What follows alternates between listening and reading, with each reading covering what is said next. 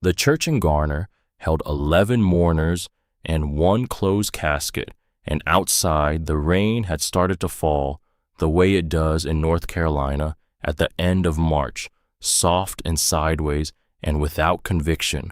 The pews were oak, and the oak was old, and the wood smelled the way old wood smells when people have sat on it and prayed on it and wept on it for 100 years.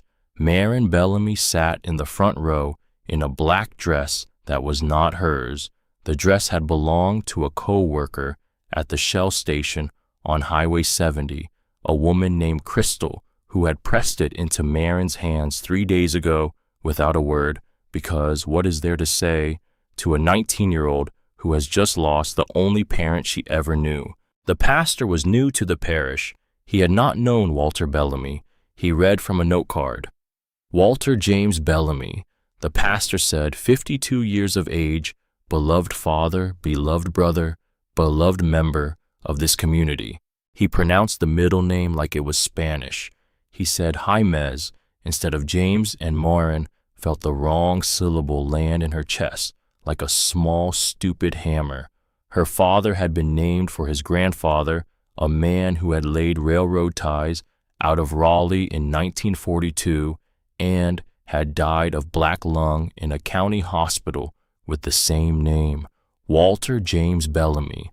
James like the apostle, James like every James who had ever walked into a hardware store and asked for a quarter pound of 16-penny nails. Marin did not correct the pastor. She sat with her hands folded in her lap and counted the loose threads on the hem of Crystal's borrowed dress. There were 7 loose threads. She counted them twice. When the service ended, she stood in the receiving line and shook the hands of people whose names she did not know. A man from her father's roofing crew said her father had been the best framer he had ever seen. A woman from the Baptist church Walter had not attended in 15 years said she would be praying. A neighbor from the apartment complex pressed a foil-wrapped casserole into Marin's hands and told her to eat. The casserole was warm. Marin held it against her stomach like a small animal she did not know how to feed. Her Uncle Roy arrived 20 minutes late. He stood at the back of the church with his arms crossed over his chest, and he did not come to the front, and he did not speak to Marin, and he did not put his hand on the casket. He wore a denim jacket over a black shirt, and his boots were caked with dried mud from a job site. Marlene was not with him.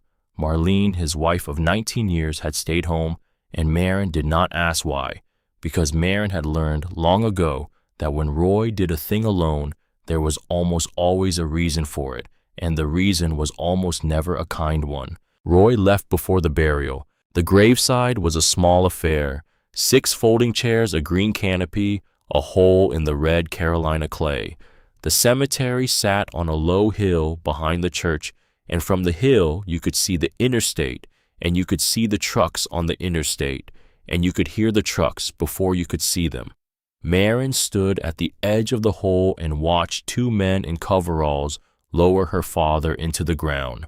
The casket was the cheapest one the funeral home offered. Marin had paid for it with the $712 in her father's checking account, and she had paid for it on a Wednesday, and on Thursday the bank had closed the account because Walter Bellamy was no longer a living customer. When the dirt began to fall on the casket, she did not cry. She had done her crying already. She had cried in the shower the night her father died, and she had cried in the car driving home from the hospital, and she had cried in the parking lot of the Walmart at 2 in the morning when she went in to buy black tights and could not find any in her size. She was empty of that particular water. She stood at the grave and watched the dirt fall, and she said his name once under her breath, the way he used to say it back when he would call her in for supper, Marin, like a question, like a small bell. Then she rode back to the apartment with Crystal in Crystal's old Civic, and Crystal did not turn on the radio, and Marin was grateful for that. The apartment was on the 2nd floor of a complex called Pine Ridge, even though there were no pines and no ridge. It was a 2-bedroom unit with brown carpet and a galley kitchen and a window over the sink that looked out at the dumpster. Walter had rented it for 11 years. The lease was in his name and only his name, and the office had given Maren 30 days to vacate. She was on day 8. She spent the first week packing. She packed slowly, the way you pack when there is no place to pack toward. She wrapped her father's coffee mugs in newspaper and stacked them in a banker's box. She folded his flannel shirts into a black trash bag. She found a photograph behind the dresser, a Polaroid of her mother holding her as a baby on the front steps of a house Maren did not recognize, and she did not know what to do with the photograph, so she put it inside the cover of her father's Bible and closed the Bible and did not look at it again. The Bible sat on the bookshelf in the living room. It was a Thompson chain reference, leather-bound, the spine cracked from years of handling. Maren had seen her father read it sometimes late at night, turning pages slowly, the way you turn pages when you are looking for one specific sentence and you cannot remember where it is. He had never been a churchman. He had stopped going after Maren's mother left, but the Bible had stayed on the shelf and he had touched it, and now it was the only book in the apartment that Maren had not yet put into a box. On the morning of day 21, Roy came back. She heard the diesel before she saw it, a big rumbling cough of a sound, the kind of sound her father's old F250 used to make when the glow plugs were going bad. She stood at the kitchen window and watched her uncle's flatbed trailer back into the parking lot below. Marlene was in the passenger seat of the cab. She did not get out. She did not look up. She was scrolling on her phone, her face lit blue, her mouth set in a hard, flat line. Maren walked to the door and opened it before he could knock. Roy did not greet her. He pushed past her into the apartment, and he walked straight to the back room, the small bedroom her father had used as a workshop, and Maren followed him without saying a word because she had already understood what he had come for. The way you understand a storm before the first drop falls. Your daddy owed me $4,000, Roy said. He did not turn around when he said it. He was already pulling the canvas cover off the rolling toolbox in the corner, the red Milwaukee box Walter had saved for 18 months to buy the box he had wheeled into the apartment one Saturday afternoon 4 years ago, like a man bringing home a child.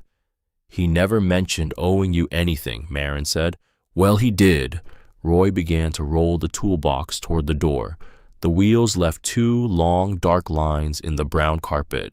You got papers, he said. You got papers saying otherwise. She did not. Her father had kept his finances in his head and in a shoebox under the bed, and the shoebox had $340 in it, and that was all. Walter Bellamy had not been a man who put things on paper. He had been a man who shook hands and meant it. Roy made 3 trips. The first trip was the toolbox. The second trip was the table saw, the welding rig, and a heavy canvas bag of hand tools, hammers and chisels, and a 40-year-old framing square that had belonged to Maren's grandfather. The third trip was the keys to the F250, which had been hanging on a nail beside the front door, and the kitchen table, which Roy claimed he had built himself 15 years ago and was just now collecting on. Maren stood in the living room with her arms wrapped around her own ribs, and she watched it happen. She did not stop him. She did not call the police. She did not have the energy to lift either of those rocks. She was 19 years old, and she had $47 in her checking account and a part-time job at a Shell station that paid $11 an hour, and she had 8 days left on a lease she could not afford to renew, and the man in front of her was the only blood she had left in the world. On his last trip out, Roy paused at the door. He looked at the bookshelf. The shelf held a stack of utility bills, a coffee mug with a chipped rim, and her father's Bible. You can keep your daddy's church stuff, Roy said. He said it the way a man says a thing he believes to be generous. Then he walked out of the apartment and the door swung shut behind him, and Maren heard the diesel cough back to life in the parking lot below, and she heard the trailer pull away, and the sound of it went down the road and around the corner and out of her life. She did not move for a long time. The apartment had been gutted. The walls were bare. The corners were empty. The carpet held the deep rectangular indents of furniture that no longer existed. The light through the kitchen window fell on a counter that had been wiped clean, and on the counter there was nothing, not a kettle, not a toaster, not a single thing that said, "A man had once made coffee here." It was past midnight when she finally got up. She walked into the kitchen and she filled a chipped mug with tap water, and she put the mug in the microwave for 2 minutes because Roy had taken the kettle, and she stirred a packet of instant coffee into the hot water with her finger. Then she carried the mug into the living room, and she sat on the floor with her back against the wall, and she pulled the Bible down from the shelf into her lap. The leather was soft. The corners were rounded from years of being held. The gold lettering on the cover had worn away in the shape of a thumb where her father's thumb had rested every time he picked it up. Marin ran her own thumb across the worn place. It fit. She opened the cover. The Polaroid was still there, the one of her mother holding her as a baby. She lifted it out and set it aside on the carpet face down, and she turned the pages of the Bible slowly, the way her father used to turn them. The paper was thin as onion skin. The edges of the pages were soft with handling. She turned past Genesis, past Exodus, past the long, dry stretches of Numbers and Leviticus, and her thumb stopped between the Psalms and the Proverbs because something there was thicker than the rest. A folded piece of paper, cream-colored, stamped. She pulled it out and unfolded it on her knee. It was a deed to 2 acres of land, parcel 14 Miller Creek Road, in a township called Hollow Pine, in a county 40 miles north of where she was sitting. The deed was stamped by the county clerk and dated 7 years ago. The purchase price was $340. The buyer was Walter James Bellamy. Marin read the deed 3 times. She read it because she could not understand it. She read it because the man who had raised her had never once owned anything bigger than a truck and a toolbox, had never owned a house, had never owned a lot, had spent his whole working life paying rent on a brown-carpeted 2-bedroom apartment in Garner, North Carolina. She read it because the man who had sat across from her at the kitchen table every night for 19 years and said he was tired from work had been tired from a kind of work she had never known about. 2 acres, 7 years, Hollow Pine. She turned the page. Behind the deed was a second piece of paper, a hand-drawn map in her father's block lettering. He had written in all capitals the way he always wrote, because his handwriting in lowercase had been illegible, and he had known it. The map showed a route from Garner up Highway 1, past Henderson, to a town called Hollow Pine, circled twice. From Hollow Pine, an arrow pointed east along something her father had labeled Miller Creek Road. At the end of the arrow he had drawn a small X, and beside the X he had written the number 14. Marin held the deed and the map in her 2 hands, and the coffee got cold in the mug at her feet. Her father had owned land. He had owned land for 7 years, and he had told no one. She thought about all the Saturday mornings of her childhood, the way he would kiss her forehead at 6 in the morning and say he was picking up side work, the way he would come home in the evening with sawdust in his hair and pine pitch on his hands and a tiredness in his eyes that was different from the tiredness of weekday work, the way she had assumed, because there was no reason to assume anything else, that he was hanging cabinets for somebody or reframing somebody's garage or putting up drywall in somebody's basement. 7 years, 52 weekends a year, 364 Saturdays. Whatever was waiting at the end of Miller Creek Road, her father had been building it. She sat on the floor of the empty apartment until the sky outside the kitchen window began to turn the slow gray of early morning. Then she stood up. She folded the deed back into the Bible, and she folded the map with it, and she went into the bedroom and she packed a backpack, 2 shirts, 2 pairs of jeans, socks, underwear, a toothbrush, the Bible, the Polaroid, the $47 from her checking account, which she had withdrawn the day before in a single 20, of 5 and 2 ones. She did not pack the casserole. The casserole had spoiled 3 days ago, and she had thrown it away. She left the apartment at 7 in the morning, and she did not lock the door behind her because the door was no longer hers to lock. The Greyhound to Durham cost $19. The bus was half empty. Marin sat near the back by a window, and she watched the strip malls of East Garner give way to the long, flat pine forests of the Piedmont.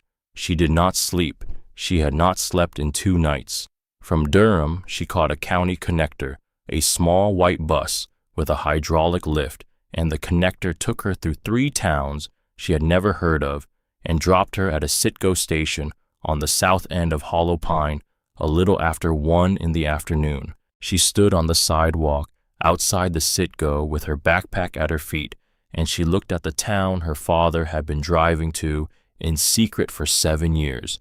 It was small, 1 main street, a pharmacy with a hand-lettered sign, a diner called Lou's, a Baptist church with white clapboard and a tin roof, a post office, a feed store, and on the corner across from the feed store, a long, low brick building with a green awning and gold letters across the front window, Renfro Hardware, Esson, 1962. She crossed the street and pushed open the door, and a small brass bell rang over her head, and the man behind the counter looked up from his newspaper. He was in his early 60s, big arms, white hair cropped short, reading glasses pushed up onto his forehead, the way men of his generation wore them, ready to drop down when needed. He wore a green canvas apron, and stitched on the chest of the apron in red thread was a single word, Hollis. He set down his paper. "Help you find something," he said. "I'm looking for Miller Creek Road," Marin said. The man behind the counter did not answer right away. He took off his reading glasses and folded them slowly. He set them on the counter beside the newspaper. He studied her face the way a man studies a face when he is looking for someone he used to know inside it. The store smelled like sawdust and machine oil and the faint, sweet smell of pipe tobacco that had not been smoked in years. "You Walters girl," he said. Marin felt the floor tilt under her. "How did you got his jaw," Hollis Renfro said. "Same set to it. Same way of standing with your shoulders pulled up like you're expecting a hit." She did not know she was doing it. She tried to drop her shoulders and could not. "You knew my father." "Knew him for 7 years," Hollis said. "Came in every Saturday morning like the sun came up. 6:55 he was in the parking lot drinking coffee out of a thermos. 7 o'clock he was at this counter buying something. Nails, hinges, a pound of 3-inch screws, tar paper. He bought tar paper from me lady 4 different times. Same man, same truck, 7 years. He looked at her for a long moment, and his eyes were kind, and his mouth was not. "I heard he passed," Hollis said. "I'm real sorry." "Thank you." "How?" "Heart attack," Marin said. "On a job site in Cary, carrying drywall." Hollis nodded once slowly, the way men nod when news lands on them in a place they already half expected it to land. "I found a deed," Marin said, "for some land out here. He never told me he owned anything." Hollis put his reading glasses back on and looked at her over the top of them. "Miller Creek is about 4 miles east," he said. "You take this road out the front of the store, hang a right at the fork, past the church gravel road, goes about 2 miles in. Lot 14 is on the right-hand side. You'll see a break in the tree line. Got a dirt track running back into the property." "What's there?" Marin said. Hollis Renfro looked at her for a long, long time. Something moved in his face that she could not read, and he did not put words to whatever it was. "I think you ought to go see it for yourself," he said. She walked. She walked 4 miles in sneakers that were already wearing thin, and the road went east out of town, past a small white church with a hand-painted sign that said, "He is risen," even though Easter was still a week away and past a fork where the asphalt narrowed into gravel and past two rusted mailboxes that did not look like they had been opened in a decade. Her backpack dug into her shoulders. The dogwoods along the roadside were blooming white as paper, and the air smelled like damp earth and pine sap and the faint sweetness of new grass. She counted her steps. It was something to do. At step 5,800 and something, she saw it. A break in the tree line on the right side of the road, a dirt track just wide enough for a truck, the two ruts worn into the ground by years of the same vehicle going in and the same vehicle coming out. The grass had grown up between the ruts. 3 weeks of no one driving in. She turned onto the track. It curved through a stand of loblolly pines, and the pines closed over her head, and the light went green and shifting and quiet. She walked maybe 100 yards, and then the pines opened up and she stopped where she stood. There was a house, not a ruin, not a shack, not a foundation with weeds growing through it. A house, small, unfinished, but a house. The frame was solid, real lumber, the kind you buy at a real lumber yard, not the thin, warped junk you get from the big box stores. The roof was complete dark asphalt shingles in straight, clean rows, the kind of roof a careful man lays. The walls were sheathed in plywood on 3 sides, and on the 4th side, the side that faced her, the wall was finished. Clapboard siding, painted a pale blue, the blue of a sky on the morning after a long rain, the blue of a robin's egg that has not yet hatched. In front of the house there was a framed-out porch. No railing, no steps, just the bare 2x6 joists suspended 3 feet off the ground waiting. Marin walked toward the house, and her legs felt strange under her as if the ground had developed a slight tilt she could not see. She climbed up onto the porch. The boards held her weight without a creak. The front door was a piece of plywood with a hasp and a padlock, and she tugged on the padlock and it held. She walked around the side of the house through knee-high spring grass, past a stack of lumber covered with a green tarp, the tarp anchored at the corners with concrete blocks, past a wheelbarrow turned upside down so the rain would not collect in it, past a galvanized bucket with a pair of work gloves folded neatly inside the gloves, stiff with dried sweat, the gloves shaped like the hands of the man who had worn them. At the back of the house there was a window, no glass yet, just a sheet of clear plastic stapled tight across the opening. She lifted a corner of the plastic with her finger, and she looked inside. One room was finished, completely finished. The walls were drywall painted a soft, clean white, the kind of white that had been chosen, not defaulted to. The floor was wood, pine planks sanded smooth, sealed with 3 coats of polyurethane, the grain warm and golden under the dust. There was a window on the east wall, a real window with real glass in it, and the window looked out toward a small clearing where the morning sun would rise. Against one wall was a cot, a folded wool blanket at the foot of it, a pillow in a clean white case. Beside the cot was a plastic bin with a Coleman camp stove sitting on top, and beside the bin was an oil lantern with a fresh wick, and on a small handmade shelf above the cot were 3 cans of pinto beans, a box of Strike Anywhere matches, and a jar of peanut butter with the lid screwed on tight. And the shelf, the small handmade shelf, had been mounted at exactly the height of her shoulder. Not a man's shoulder, not Walter Bellamy's shoulder, hers. Her father had slept in this room. He had slept in this room every Saturday night for 7 years.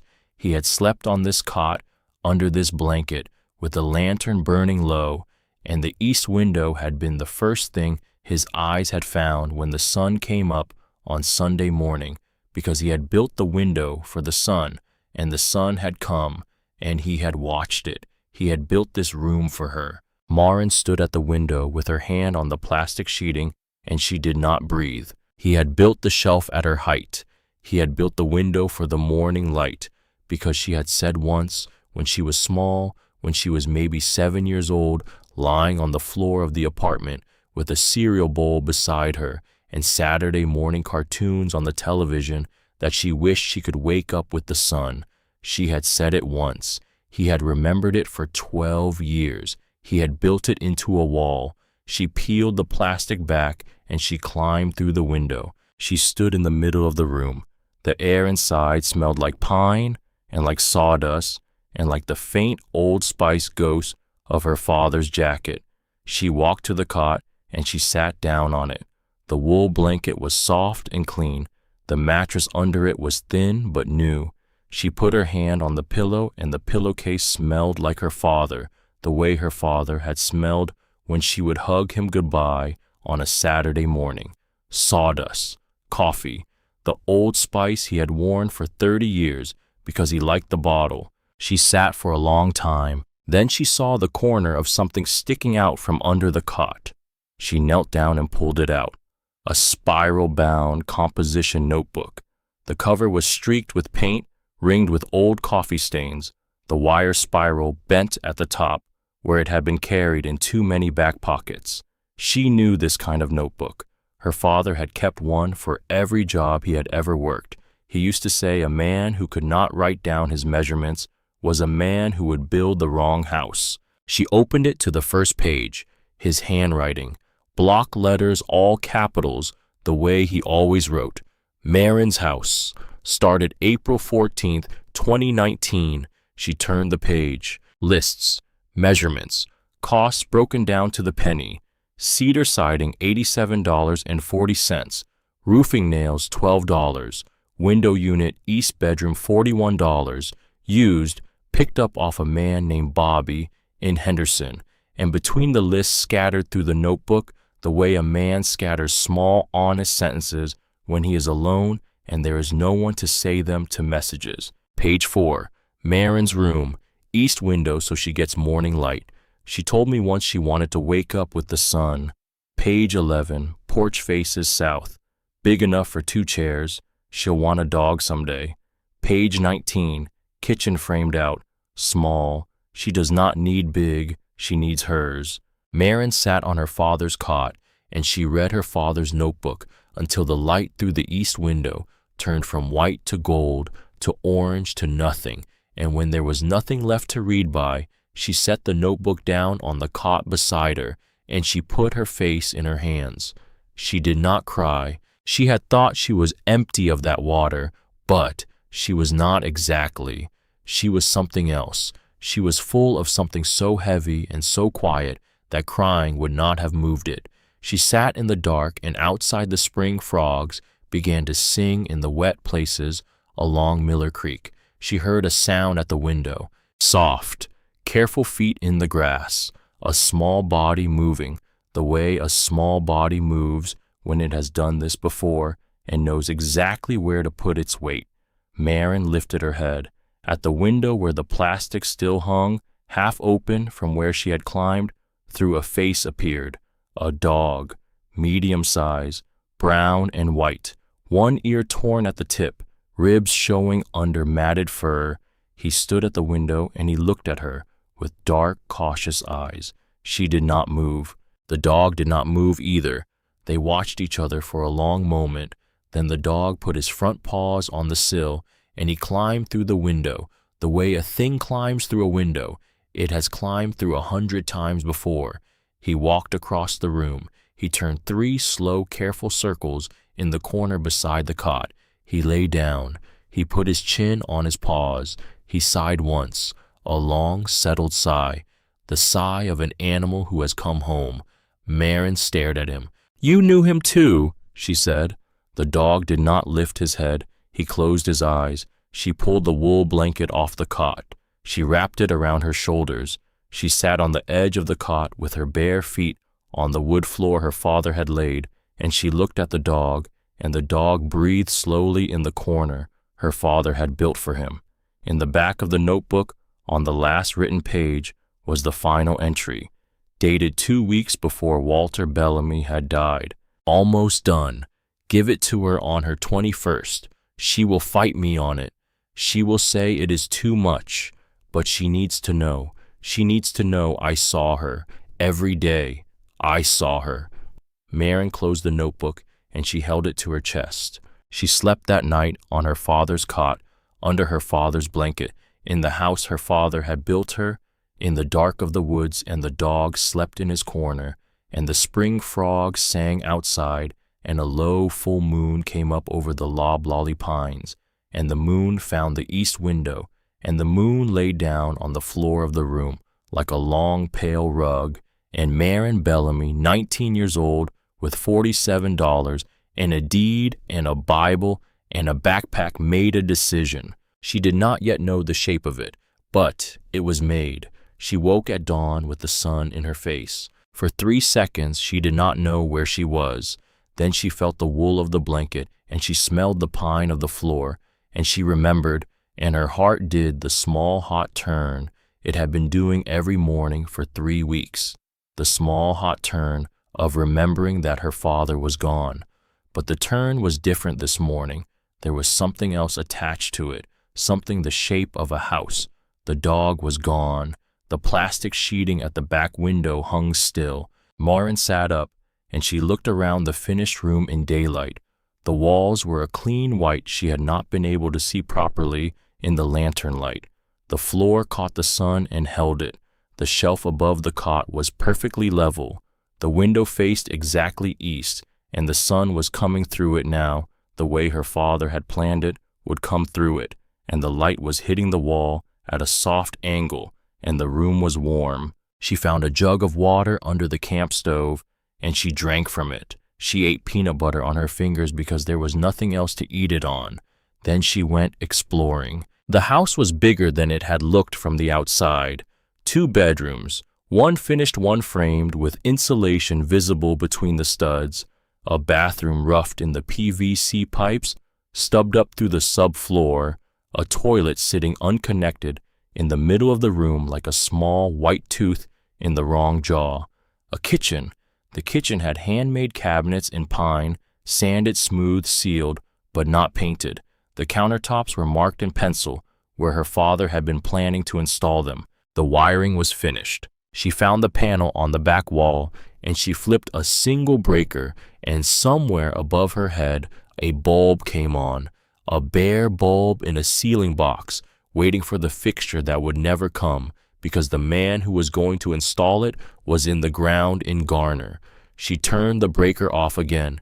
She stood in the middle of her father's almost finished kitchen, and she put her hand flat on the cabinet door he had built her, and she felt the grain of the wood under her fingers, and she felt the small, careful sanding marks he had left in it, and she said his name out loud, once the way he used to say hers, "Walter." The wood did not answer. The wood did not have to. Outside she heard tires on the gravel. An old green pickup was coming slowly up the dirt track. The truck was a Ford, maybe 20 years old. The paint sun-faded to the color of an avocado. It stopped at the edge of the clearing. A woman got out. She was in her 70s, small, wiry, silver hair cut short and clean. She wore a faded flannel shirt tucked into jeans and lace-up boots that had seen 40 springs of mud. She stood beside her truck with one hand on the open door, and she looked at the house for a long moment before she looked at Marin. "Well," she said, "I was wondering when you'd show up." Marin walked out onto the unfinished porch. The grass between her and the woman was wet with dew. "Who are you?" Marin said. "Edith Hollister," the woman said. "I live 2 miles that way." She pointed east with her chin. "I've been watching this property since your daddy stopped coming 3 weeks ago. Figured something had gone wrong. Then I heard from Hollis. You knew my father." "Knew him for 7 years," Edith Hollister said. Marin waited. "First year or so, I thought he was a hunter," Edith said. "Saw him drive past my place every Saturday in that old Ford of his with the dented tailgate. Then I saw the lumber start showing up. Then I saw the roof go on. I brought him a thermos of coffee one morning, maybe year 3. Just walked over. He was shy about it, didn't want to say what he was doing. But after a while he told me." "Told you what?" Edith Hollister looked at her, and the look was steady and kind and did not flinch. "That he was building a house for his daughter," she said.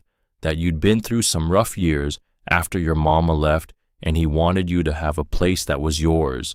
Not rented, not borrowed, yours. Maren felt the words land. She did not let them show on her face. She had spent 19 years learning not to let things show on her face. He said he was going to give it to me on my 21st birthday, Maren said. He told me the same. He didn't make it. No, Edith Hollister said. He didn't.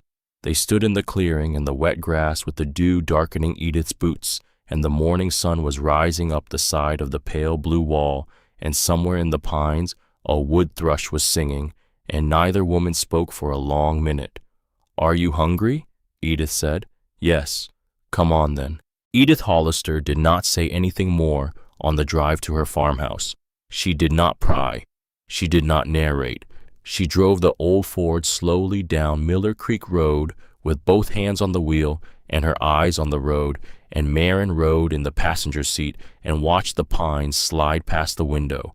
The farmhouse was a quarter-mile off the gravel, a white clapboard two-story with a wraparound porch and a row of peonies coming up along the foundation.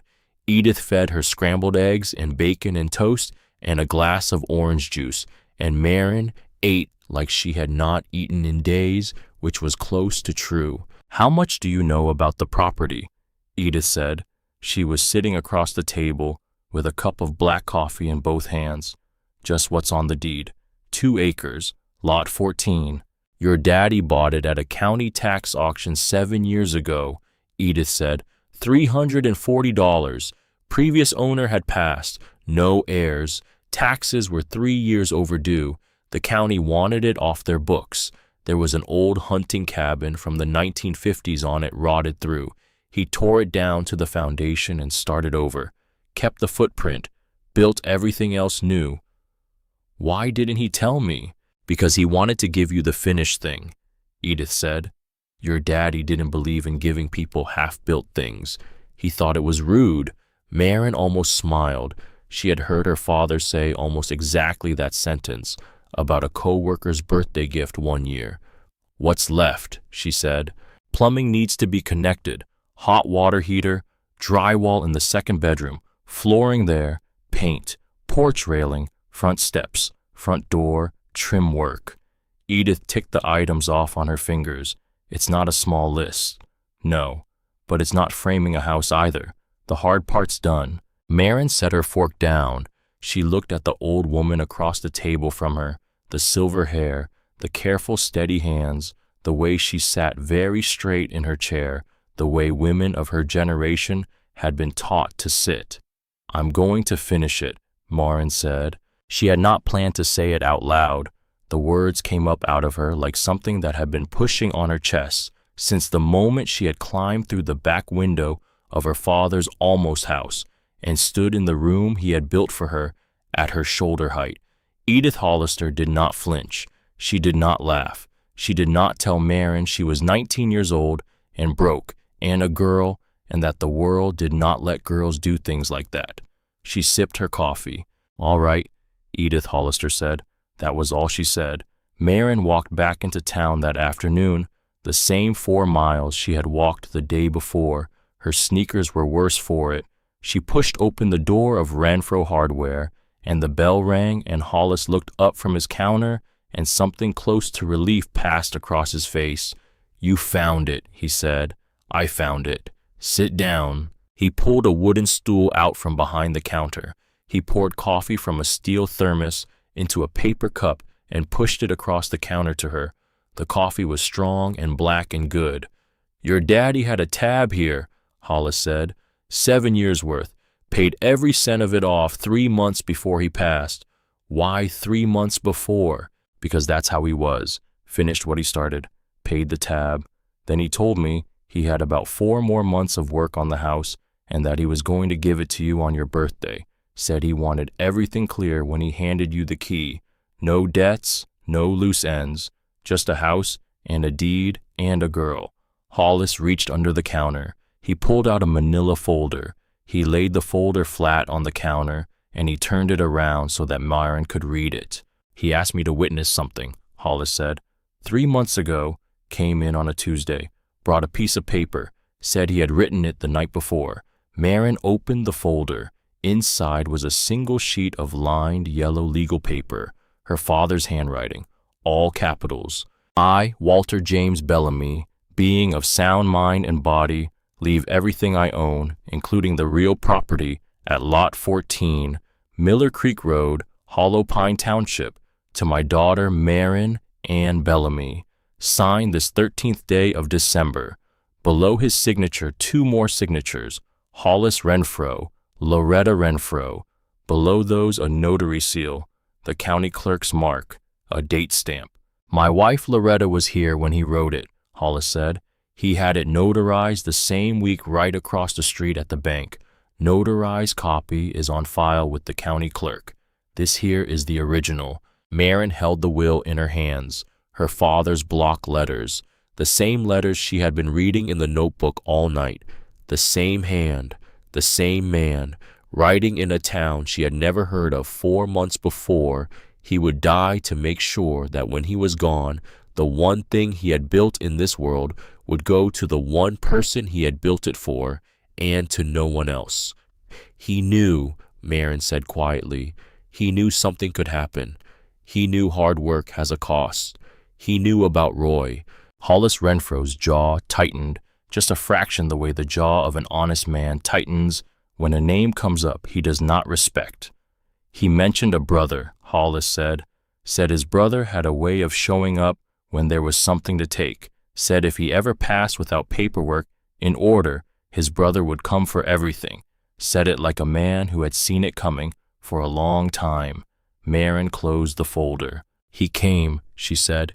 He took everything from the apartment, everything except the Bible. Everything except the Bible, Hollis said. They sat with that for a long, quiet moment. The store hummed around them. A fluorescent light buzzed faintly overhead. Outside, a car went by on the main street, slow country slow the way cars went in towns like this. I want to finish the house, Marin said. Hollis studied her. He took off his reading glasses. He cleaned them on the corner of his apron. You know how to build. My dad taught me framing, basic wiring, how to use a saw and a level. I'm not as good as he was. I can learn the rest. You have money. I have $47. Hollis Renfro was quiet for a long time. He put his glasses back on. I could use some help around the store, he said. Part-time, stocking shelves, unloading deliveries, running the register when I'm in the back. It's not glamorous work. It pays $12 an hour. And anything you need for the house, I'll sell it to you at cost. No markup, not a penny. Why? Because your daddy spent 7 years buying nails and lumber and tar paper from me, and he paid full price every single time, Hollis said. Once I tried to give him 10% off on a roll of underlayment. He pushed the money back across the counter. He said he wanted to earn it. He said the day a man stopped paying for what he used was the day he started taking what wasn't his. Hollis looked at her over the rim of his glasses. Least I can do is make sure his girl gets the same chance to earn hers. Marin felt her throat tighten. She nodded. She did not trust her voice. Start Monday, Hollis said. 7 to noon. Afternoons are yours. She walked back out into the afternoon. The bell rang behind her. Across the street, the diner was open, and a man in a feed cap was coming out of the post office with a stack of envelopes under his arm. She stood on the sidewalk for a moment and breathed in the smell of the small town dust and diesel and somebody's barbecue smoke drifting from a kitchen 3 blocks away. Then she heard the sound she had heard once before and had not expected to hear again. A diesel cough, a heavy idle. She turned. A flatbed trailer was pulling into a parking space in front of Lou's Diner. Behind the wheel of the F250, her father's old truck, was her Uncle Roy.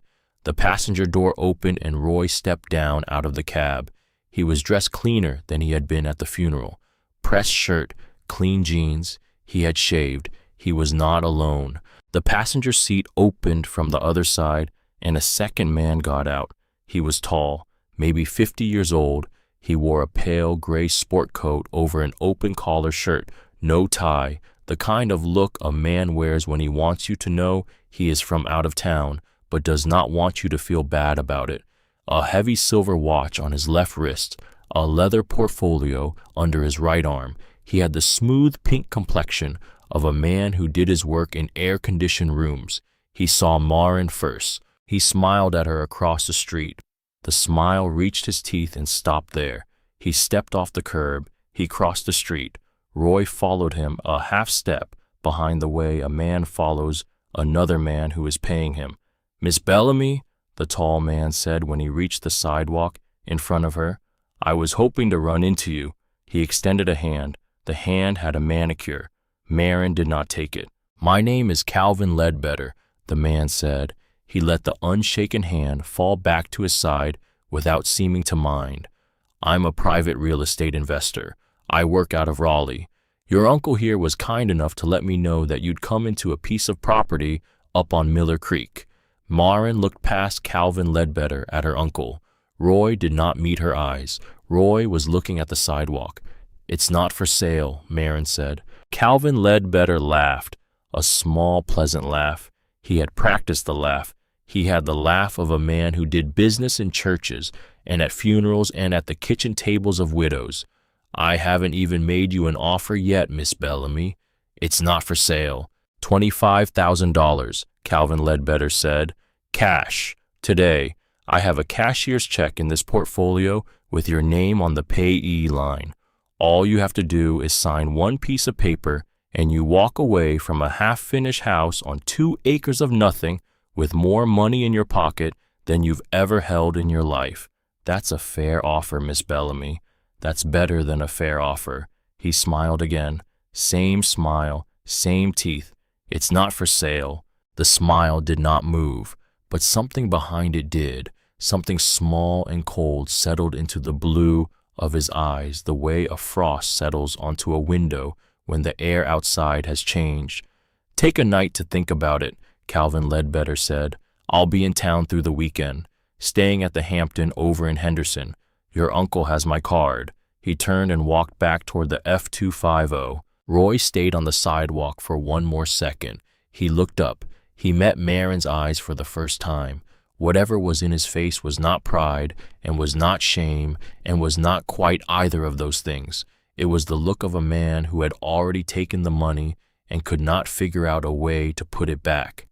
"He gave me $2,000, Roy said quietly, "for your address, for the deed number, for telling him who you were." Then he turned and he followed Calvin Ledbetter back across the street, and he climbed up into the cab of her father's truck, and the diesel coughed once, and the truck pulled away. Maren stood on the sidewalk in front of Renfro Hardware with the borrowed afternoon sun on her face, and she did not move for a long time.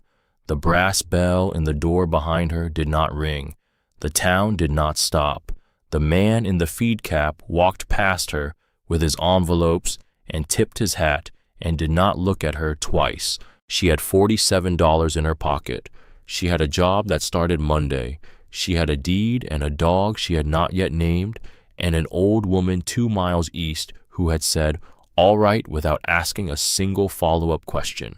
She had a notebook and a backpack on the porch of an unfinished house in the woods, and she had a man with a silver watch who was going to come back. She turned and she walked the 4 miles east again, past the church, past the fork, down the gravel road, up the dirt track into the clearing.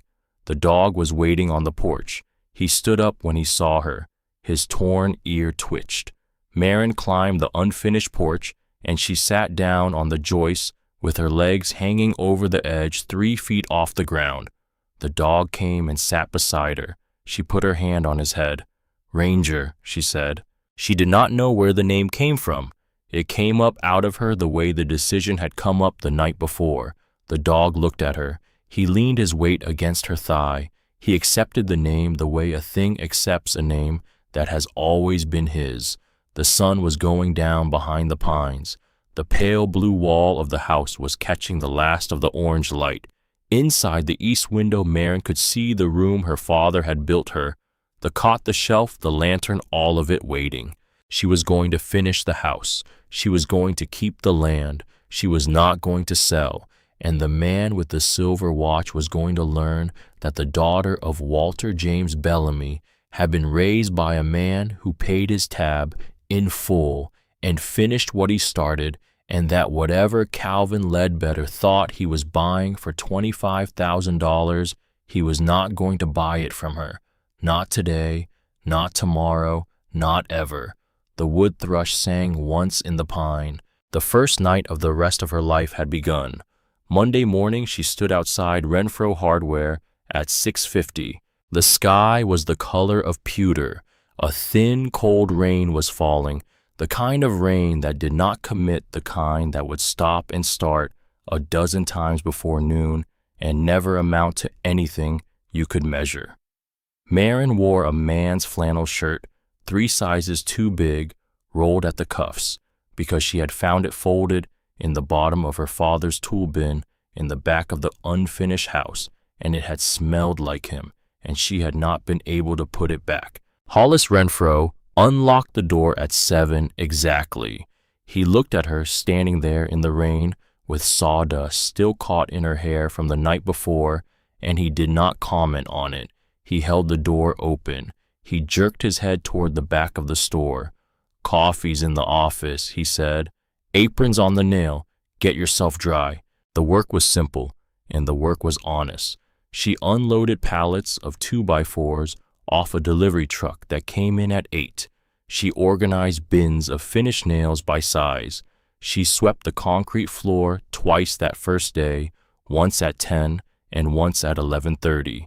She learned where the PVC fittings were and where the galvanized fittings were, and that you did not mix them.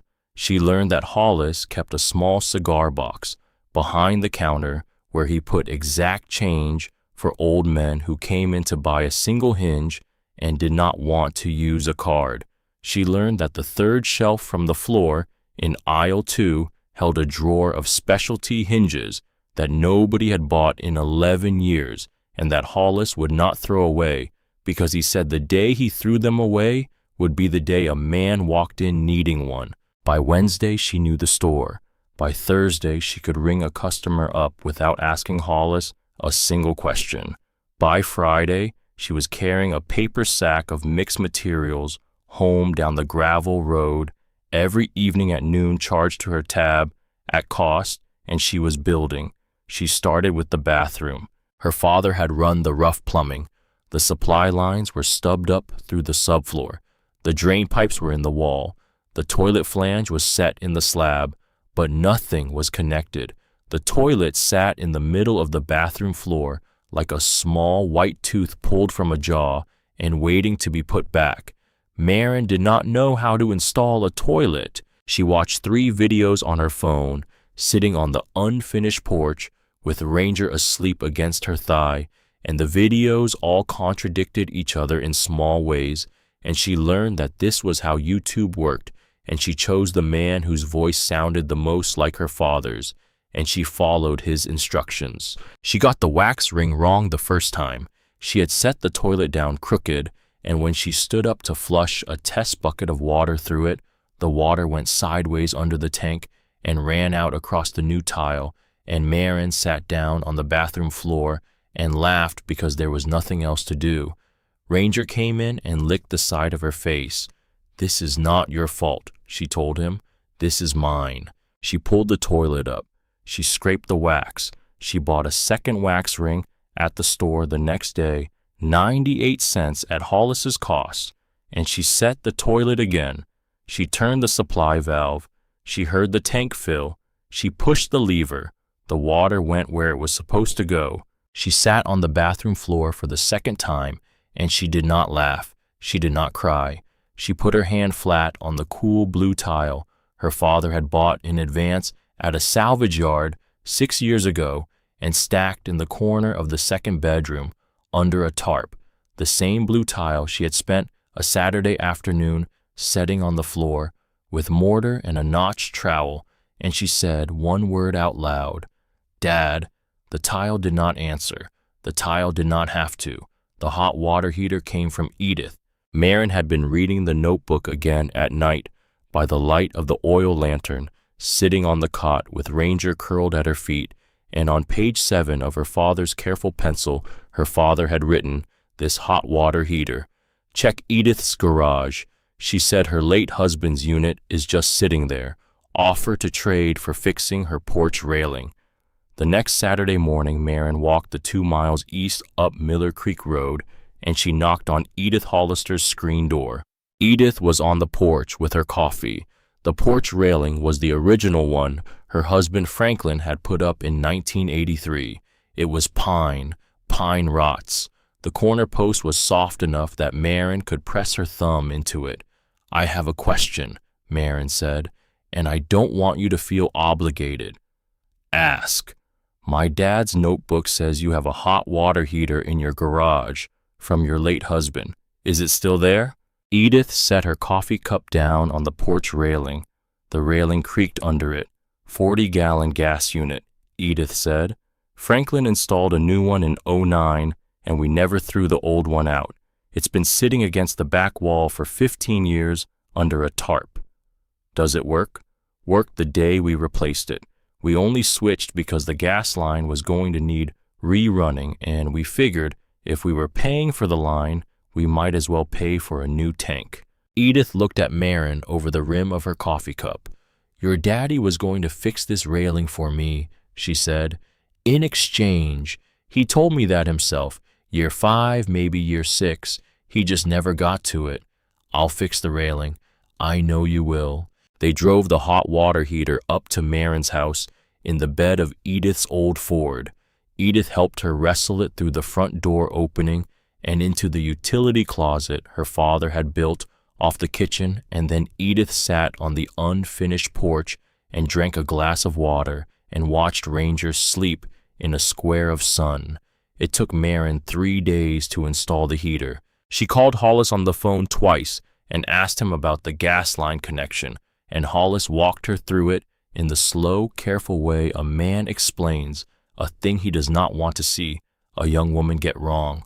He made her test the line with a spray bottle of soapy water 3 separate times before she lit the pilot. When she lit the pilot, she sat on the floor of the utility closet and she watched the small blue flame, and she did not move for 10 minutes. The flame did not waver. The connection held.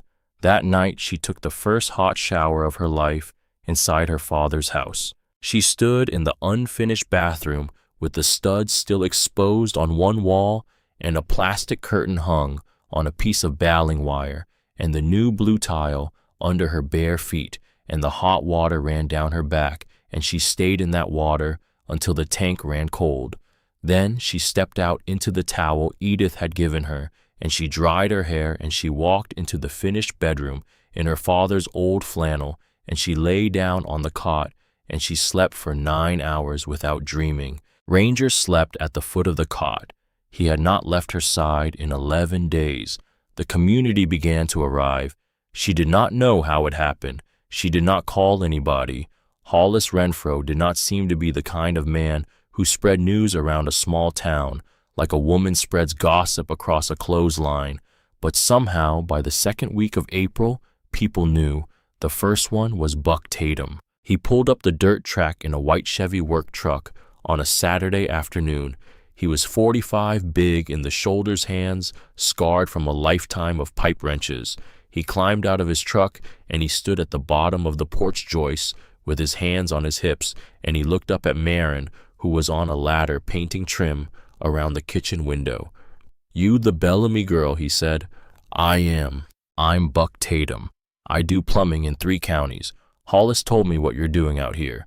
Said you connected your own drain lines off YouTube." "I did." Buck Tatum grinned. He had a gap between his front teeth. "I'd like to come look at it. Make sure nothing's gonna burst on you in January." "I can't pay you." "I didn't say anything about money." He looked almost offended.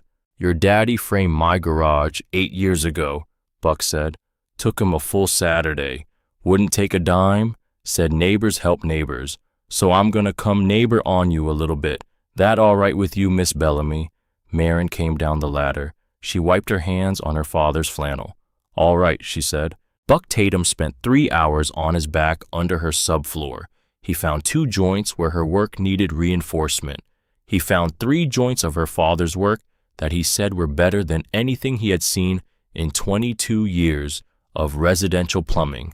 He tightened a compression fitting under the kitchen sink, and he stood up wiping his hands on a red shop rag, and he looked at her. "Your daddy was careful," he said. "Past careful. These joints are love." "That's what I'm trying to do," Marin said. "You're doing it." He would not take money. He would not take coffee. He drove away in his white truck, and that was the end of it. Except it was not the end of it, because 2 days later, a small, thin man in his late 60s came up the track in a maroon sedan and introduced himself as Earl Whitcomb, retired electrician, 40 years out of IBEW Local 553. He had come, he said, because Hollis had mentioned that Walter Bellamy's daughter was finishing the house herself, and Earl had bought a yard sale full of wire from Walter Bellamy 6 years ago, and Earl was old, and he was bored, and he wanted to look at her panel and make sure nothing was going to start a fire on her in the night. Earl found 2 loose connections and a breaker that was rated too low for the kitchen circuit. He fixed all 3 in 20 minutes. He stayed for an hour drinking coffee from a paper cup on the porch and telling her a story about how her father had bought every scrap of wire Earl had at that yard sale, 12 gauge, 14 gauge, even some old 10 gauge Earl had been about to throw out, and her father had paid $50 cash for the lot, and Earl had thought he was going to resell it, and instead he had been wiring a house. A woman from the Baptist church brought curtains, white cotton, handmade, a blue trim that matched the wall. "Hollis told me about the east window," the woman said. "She set the curtains on the porch, and she did not stay. She drove away in a beige station wagon, and she did not give Marin her name. A man brought a window box on a Wednesday morning while Marin was at the store. She came home and found it leaned against the porch. Cedar, hand-built, the dovetails as tight as the joints on a jewelry box. No note. Marin never figured out who brought it. These were the people her father had built among. She had not known about any of them. She started writing in the notebook every night, her own pages picking up where his had left off. Page 24, page 25, page 26, her handwriting beside his looking small and uncertain, at first growing stronger by the week. Lists of what she had done that day, lists of what she would do tomorrow, notes to herself about the things she had learned, small messages, the way her father had written small messages, except hers were not to her unborn child, but to the man who was no longer there. Page 27. The hot water works. Ranger does not like the noise when the tank fills. I think you would have laughed at him. Page 28. Buck said your joints were love. I am not going to stop thinking about that. She was on page 29 when she found it. She had been turning the notebook over in her hands one night idly, the way you turn a book when you are tired and not really reading, and her thumb had caught on something at the back, a small slit in the cardboard of the back cover, almost invisible unless you were looking, a pocket made by separating the 2 layers of the cover and gluing them back together along 3 edges only. She slid 2 fingers inside. She felt paper. She pulled it out. 2 envelopes. The first envelope was yellowed. The paper had aged the way paper ages when it has sat folded somewhere dark and warm for years. The handwriting on the front was not her father's. Smaller, rounder. A woman's hand, careful and deliberate, the kind of handwriting that takes its time. The envelope said 1 word, Walter. The flap had been opened and resealed with a piece of cellophane tape. The tape had yellowed too. Marin held the envelope in her lap for a long time before she slid her thumb under the flap. The paper inside was thin and line torn from a yellow legal pad, the same kind of paper her father had used for his will. The handwriting was dense and careful, dated 11 years ago. She read it once, then she read it again. Then she set it down on the wool blanket beside her on the cot, and she did not move for a long time. Walter, I know you will not write back. I know you are angry, and you have every right to be angry. But I need you to know why I left, because Maren deserves the truth even if she never hears it from me. I was diagnosed in February. Multiple system atrophy. The neurologist at Duke said I had maybe 10 good years left, maybe 12 before my body started shutting itself down, piece by piece. He said the first thing to go would be my balance, then fine motor in my hands, then my legs. He said by the time it was done, I would not be able to swallow on my own. I was 27 years old. Our daughter was 3. I watched my own mother die of this same disease when I was 16. I sat by her bed for the last 4 years of her life, and I fed her with a small plastic spoon, and I cleaned her, and I held a cup of water against her mouth and watched her try to drink it. I made myself a promise then. I promised myself I would not do that to a child of my own. I know what you will say. You will say she needed me anyway. You will say sick is better than gone. Maybe you are right, Walter. Maybe you are. But I could not let her watch me disappear, and I could not let you sit at my bedside for 12 years feeding me from a spoon, and I could not let our daughter's first clear memory of me be the day my hands stopped working. I am not asking you to forgive me. I am asking you to understand that I left because I loved her, not because I did not. Please do not tell her I am sick. Let her be angry at me for leaving. Anger is easier to carry than pity. I will not write again unless something changes. I love her. I have loved her every single day. Vivi. The second envelope was newer. The paper was crisper, the ink darker. The handwriting was the same hand, but the letters were less even. Some of them dragged at the end as if the writer's wrist had tired in the middle of a word. Dated 5 years ago.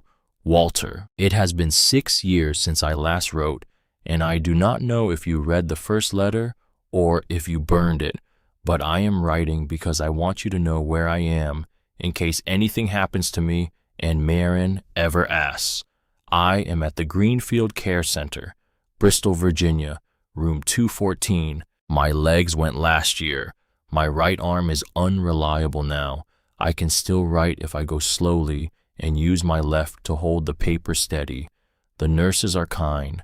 There is a window in my room that looks out at a small garden, and in the spring there are azaleas. I heard through your Aunt June that Maren graduated high school. I cried for 2 hours, Walter. I am so proud of her. I am so proud of you for raising her right. I also heard that you are building a house. June would not tell me where or what for, but she said you have been at it for years. If it is for Maren, then you are a better parent than I ever was. She deserves a home. She deserves everything. I do not expect to hear from you, but if Maren ever asks about me, you can tell her, or you cannot. That is your choice. I gave up the right to decide when I walked out that door. I love her. I have loved her every single day. Vivi. Maren sat on her father's cot for a long time after she finished the second letter. The wool blanket was rough under her hands. Ranger was watching her from the corner. The oil lantern was burning low. Outside, a great horned owl called once from somewhere in the pines and then was silent. Her mother had been 27 years old. Her mother had been diagnosed with the same disease that had taken her own mother. Her mother had sat by her grandmother's bed and watched a body shut down day by day, year by year, and her mother had decided, when she found out the same thing was coming for her, that she would not put a 3-year-old child through that, and she had walked out. 15 years of anger, 15 years of believing her mother had not wanted her, 15 years of filling in the blank with the worst possible reason, because nobody had told her the real one, and her father had known. Her father had carried both of these letters inside his Bible, no inside his notebook, the notebook he kept in the room he had built for her, where she was always going to find them. He had kept his promise to her mother. He had let Maren be angry because Vivi had asked him to, because Vivi had thought anger was easier to carry than pity. Vivi had not been wrong about that, but she had not been right either. Maren put both letters back into the pocket of the notebook. She closed the notebook. She put it on the shelf beside the lantern. She blew out the lantern. She lay down on the cot in the dark, and Ranger came and lay against her side, and she put her hand on his ribs, and she felt him breathing, and the night went on around her, and she did not sleep. 3 days later, the woodpile burned. It was a Friday night. She had been at the store late helping Hollis with a delivery that had come in at 4:30. She had walked home in the dark. She had eaten a can of soup. She had been asleep on the cot by 10. She woke at 2 in the morning to Ranger barking. He was at the back window. His hackles were up. He was barking the deep barking of a dog who had smelled something he had decided was not allowed. Maren sat up. She smelled smoke. She ran. She did not put on her boots. She ran in her socks across the porch and around the side of the house in her father's flannel shirt and a pair of her own underwear, and at the back of the property where the cedar lumber for the porch railing was stacked under a tarp, she saw it, a small orange flame, eating into the corner of the tarp. The wood under it had not caught yet, but it was about to. Cedar burns hot and cedar burns fast.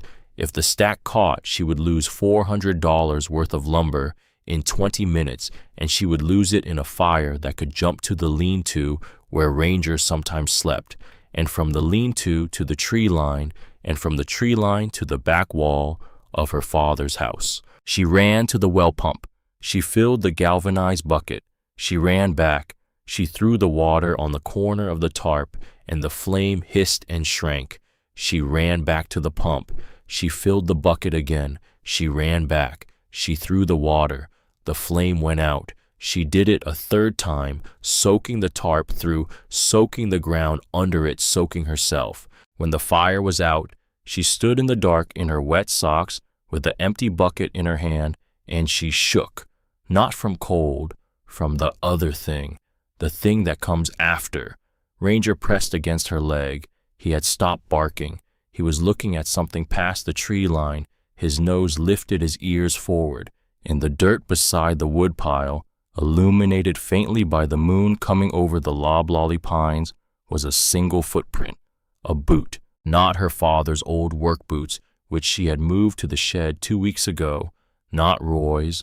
Roy wore heeled cowboy boots, and the print at her feet had no heel. A flat-soled boot, the kind of boot a city man might buy because he thought it looked like a country boot.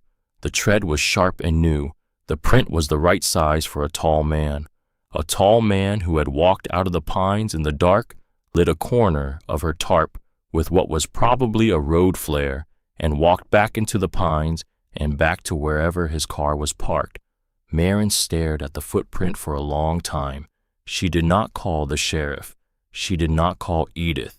She did not wake Hollis up at 2 in the morning over the phone. She walked back to the porch and she sat down on the joist with her wet socks dripping into the dirt below her, and Ranger came and lay across her feet, and she sat there until the sun started to come up over the pines, and she watched the light hit the pale blue wall of her father's house, and she thought about Calvin Ledbetter, and she made a list in her head of what she was going to do next, and at the top of the list, she wrote one word: win.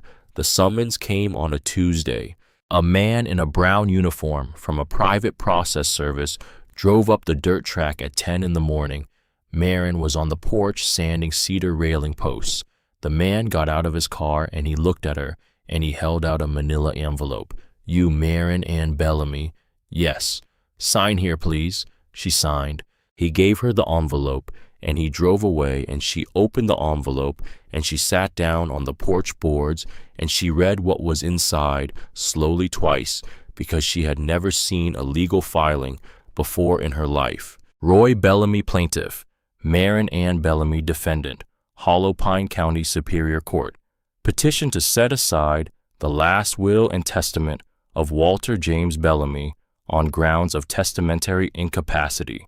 Plaintiff alleges that the decedent, at the time of signing the will dated December 13th, was suffering from undiagnosed cardiovascular distress that impaired his judgment, and that the will should be voided and the estate distributed under intestate succession.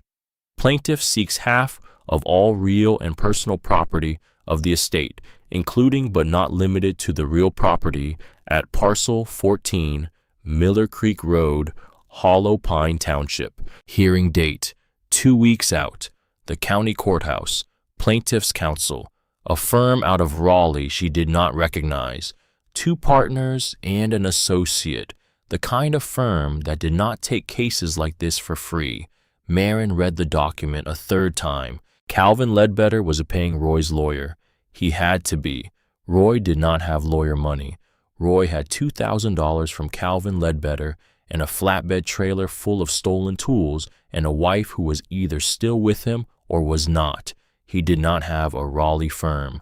Marin folded the document. She put it in the breast pocket of her father's flannel. She picked the sandpaper back up. She kept sanding. Edith came that afternoon the way she came most afternoons, now with a paper sack of food and a thermos of coffee. She saw the corner of the document in Marin's pocket, and she did not ask.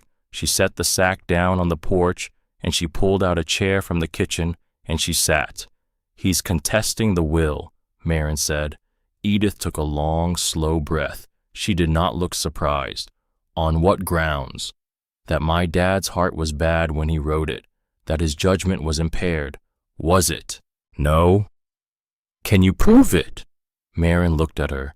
Edith Hollister's eyes were steady, the way the eyes of a 72-year-old woman who had buried a husband were steady. "Yes," Marin said, "I can prove it. What do you need from me?" "Nothing yet. I'm going to do this myself." Edith Hollister nodded once slow. "All right," she said. That night after Edith had gone, Marin sat on the cot with the notebook in her lap, and she went through it page by page from the beginning. She looked at every entry her father had written in the 4 months between when he signed the will and when he died. She looked at the dates, she looked at the math, she looked at the small, careful sums he had run in the margins, the cost of a roll of underlayment, plus the cost of a box of roofing nails, plus the cost of a window unit, plus the cost of 3 tubes of caulk, equals $178.23, every figure accurate to the penny. A man whose judgment was impaired did not run those sums. A man whose judgment was impaired did not write on December 18th, 5 days after signing the will, kitchen countertops arriving January 8th. Need to sand before install. She will stand at this sink and wash dishes, and I want the countertop to be smooth against her hands. She put little adhesive flags from the office at Renfro's on every page where her father had written a calculation or a careful observation in the 4 months between the will and his death. 22 pages, 22 flags. She did the same thing with the kitchen receipts she had found in the bottom of his tool bin, dated and itemized all in his own handwriting. She had the notebook. She had the receipts. She had Hollis. She had Loretta. She had her father even now helping her in the dark. She would not need anybody else. The hearing was in the smaller of the 2 courtrooms at the Hollow Pine County Courthouse, a building of red brick with white trim that had been built in 1924. The room held maybe 40 people. There were 10 people in it. Roy was at the plaintiff's table in a sport coat Marin had never seen him wear. Beside him sat his lawyer, a young man in a charcoal suit, expensive shoes, the kind of haircut that cost $150 in Raleigh. In the back row behind the rail sat Calvin Ledbetter. He wore the same gray sport coat he had worn the day on the sidewalk outside Lou's Diner. His silver watch caught the fluorescent light. Marin sat at the defendant's table, alone. She had not hired a lawyer. The judge was a woman in her 60s, Judge Henrietta Vines, who had been on the Hollow Pine bench for 19 years. She looked at Marin over the rim of her bifocals. She looked at the plaintiff's table. She looked at the empty chair beside Marin. "Miss Bellamy," Judge Vines said, "you are appearing pro se." "Yes, ma'am." You understand your right to counsel. I do. And you wish to proceed? Yes, ma'am. All right. Roy's lawyer went first. He laid it out smoothly. Walter Bellamy had been a man with an undiagnosed heart condition. There were medical records obtained by subpoena showing that Walter had been to an urgent care clinic in Cary in September, 6 months before his death, complaining of chest tightness, and the urgent care doctor had told him he needed to see a cardiologist. Walter had not seen the cardiologist. Walter had continued to do heavy physical labor. By December, the lawyer said Walter was a man under significant cardiovascular distress, and the impulsive decision to disinherit his only brother in favor of an estranged minor daughter, the lawyer said, was not the decision of a man of sound mind. It was the decision of a man whose judgment had been clouded by undiagnosed illness and exhaustion. The lawyer was good. The lawyer was practiced. The lawyer smiled at the judge, and the smile reached his teeth. Then it was Marin's turn. She stood up. She was 19 years old. She was wearing a black dress that fit her now, that she had bought herself with 2 weeks of pay from Hollis. She was wearing her mother's hair, dark and straight, pulled back. She was wearing her father's jaw.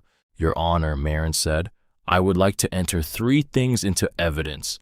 A notebook kept by my father in his own handwriting between April 14, 2019 and February 28, 2026. A set of itemized receipts from Renfro, Hardware in Hollow Pine, dated weekly across the same period, and the testimony of 2 witnesses to the signing of my father's will. Judge Vines looked at her over her bifocals. Proceed. Marin picked up the notebook.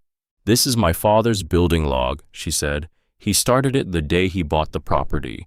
He kept it for 7 years. He made entries in it every Saturday he worked at the house, which was almost every Saturday for 7 years.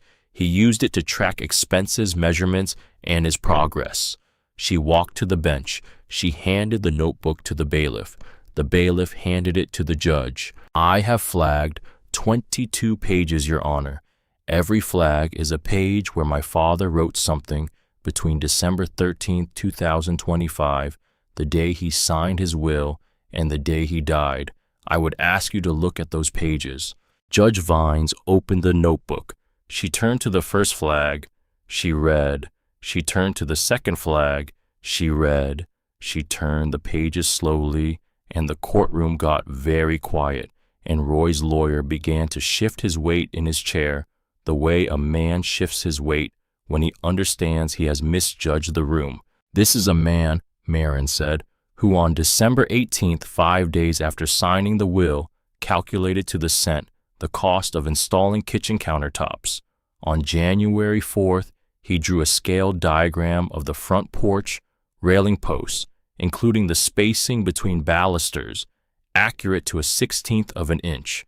On February 10th, 3 weeks before he died, he listed the precise model number of a hot water heater he was planning to purchase secondhand, and he listed it correctly. She paused. These are not the entries of a man whose judgment was impaired, Your Honor. These are the entries of a careful man with a clear mind who was building a house for his daughter. Judge Vines kept reading. I would also like to call Hollis Renfro, Marin said. Hollis stood up from the second row. He walked to the witness chair. He took the oath. He sat. He folded his big hands on his lap. Mr. Renfro, Marin said, you witnessed my father sign his will. I did. Where? In my hardware store, in the back office, December 13th of last year, around 11 in the morning. How long had you known my father at that point? 6 years and 10 months. In your opinion, was he of sound mind on the day he signed that will? Yes, ma'am. Why do you say that? Hollis Renfro looked at the judge. Then he looked at Marin. Because Walter Bellamy walked into my store that morning with the will in his pocket, already written out in his own hand. He showed it to me. He read it to me out loud. He explained why he was writing it. He said he had a brother who had a way of showing up when there was something to take, and he wanted to make sure that if anything ever happened to him, The house and the land would go to his daughter and to nobody else. He said he wanted everything notarized that same week, which it was. A man in cardiovascular distress, ma'am, does not plan that far ahead. A man in cardiovascular distress does not write a clean will in block letters in his own hand and walk it across the street to the bank for a notary on the same day. Walter Bellamy was the clearest thinking man I knew. He was clear thinking that morning. He was clear thinking the last time I saw him alive, which was a Saturday in late February. Whatever was happening to his heart, it had not yet reached his head. Roy's lawyer stood up. He started to object. He sat down. Marin called Loretta Renfro next. Loretta said the same thing. She added that Walter had hugged her on the way out the door that morning and had said, of his daughter, she is going to fight me on this. When I give it to her, she is going to say, it is too much, but I have decided. Marin rested her case. She did not call Edith. She did not need to. She did not call her own testimony. She did not need to. Roy's lawyer made a closing argument. The argument was thin.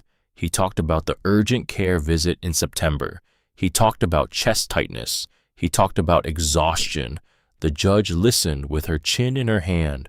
When he sat down, the judge took her bifocals off. She looked at the courtroom. I have rarely seen, Judge Vines said, a clearer demonstration of testamentary capacity than the notebook this young woman has placed in front of me. The petition is denied. The will of Walter James Bellamy, dated December 13, 2025, is upheld in full. Court is adjourned. She tapped the gavel. The sound was small in the small room. Roy did not look up. Calvin Ledbetter stood up at the back of the courtroom. He smoothed the front of his sport coat with one hand. He looked at Marin across the rail. He smiled. Same smile, same teeth. He walked out of the courtroom. He did not say a word. A week later, Roy came back. He did not bring Calvin. He drove a different truck, a beat-up Silverado with a dent in the bed, and the F250 was not with him because the F250 had been towed away by the lawyer's collection agency, which had taken it as partial payment when Roy's bill came due and Calvin had stopped returning his calls. Roy parked at the edge of the clearing. He sat in the cab of the Silverado for 2 full minutes before he got out. He had lost more weight. His shirt was wrinkled in a way that said he had been wearing it for 3 days. He had not shaved. He walked across the clearing with his hands in his pockets, and he stopped at the bottom of the porch where the steps still had not been built, 3 feet of empty air between the ground and the porch joists. He looked up at Marin, who was on her knees on the porch boards, staining a section of railing. I'm not here about the property, Roy said. Marin set down the rag. Then why are you here? Marlene left me. She waited. 3 weeks ago, he kicked a loose piece of gravel with the toe of his boot. Said I was getting mean. Said she wasn't going to wait around to find out how mean. She wasn't wrong. He looked at the ground. He looked at the porch. He looked at the loblolly pines. Calvin Ledbetter paid me $2,000 to tell him who you were, Roy said, where you lived, what the deed number was. I took it. I took his money.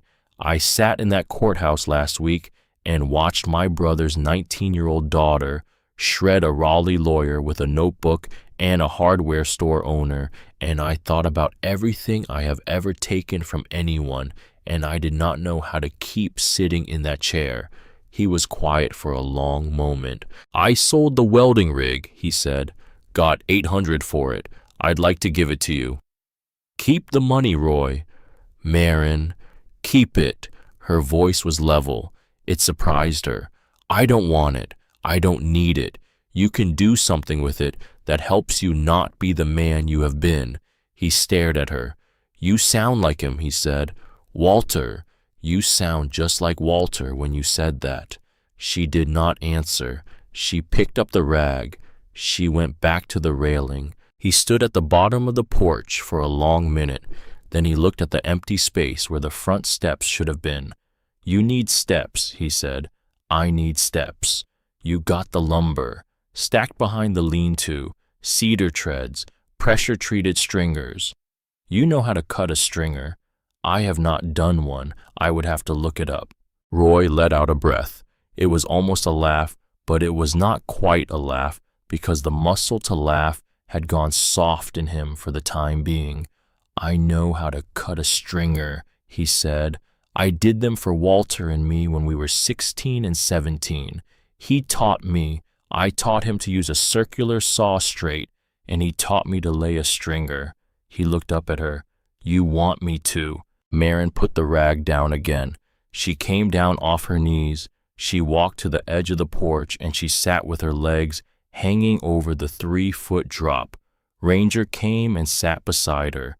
She looked at her uncle, 55 years old, in a wrinkled shirt with no truck and no wife and $800 in his pocket from a welding rig that had not been his to sell, standing at the bottom of a porch he had once stolen the keys to. She thought about her father, about the will, about the notebook, about the man who had paid his tab, about forgiveness, which was not the same thing as approval and which she did not yet have inside her, and which was not what was being asked for anyway. She thought about steps. All right, Maren said, let's build steps. They worked for the rest of the afternoon. Roy cut the stringers. His hands remembered. Maren cut the treads.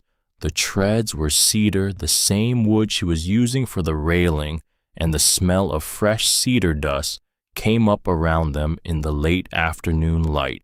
They did not talk much. Roy laid out the first stringer, and Maren held the level on it while he set it against the porch frame. He drilled the pilot holes. He set the lag bolts. He tightened the bolts, and the bolts pulled the stringer flush against the porch joist, and the joint was clean. When the third tread was set, Roy stood at the top of the new steps, and he tested his weight. The steps held. They'll hold, he said. They'll hold a long time.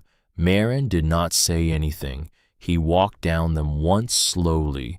He turned around at the bottom, and he looked back up at her. He should have told me, Roy said, about the house, about the will, about any of it.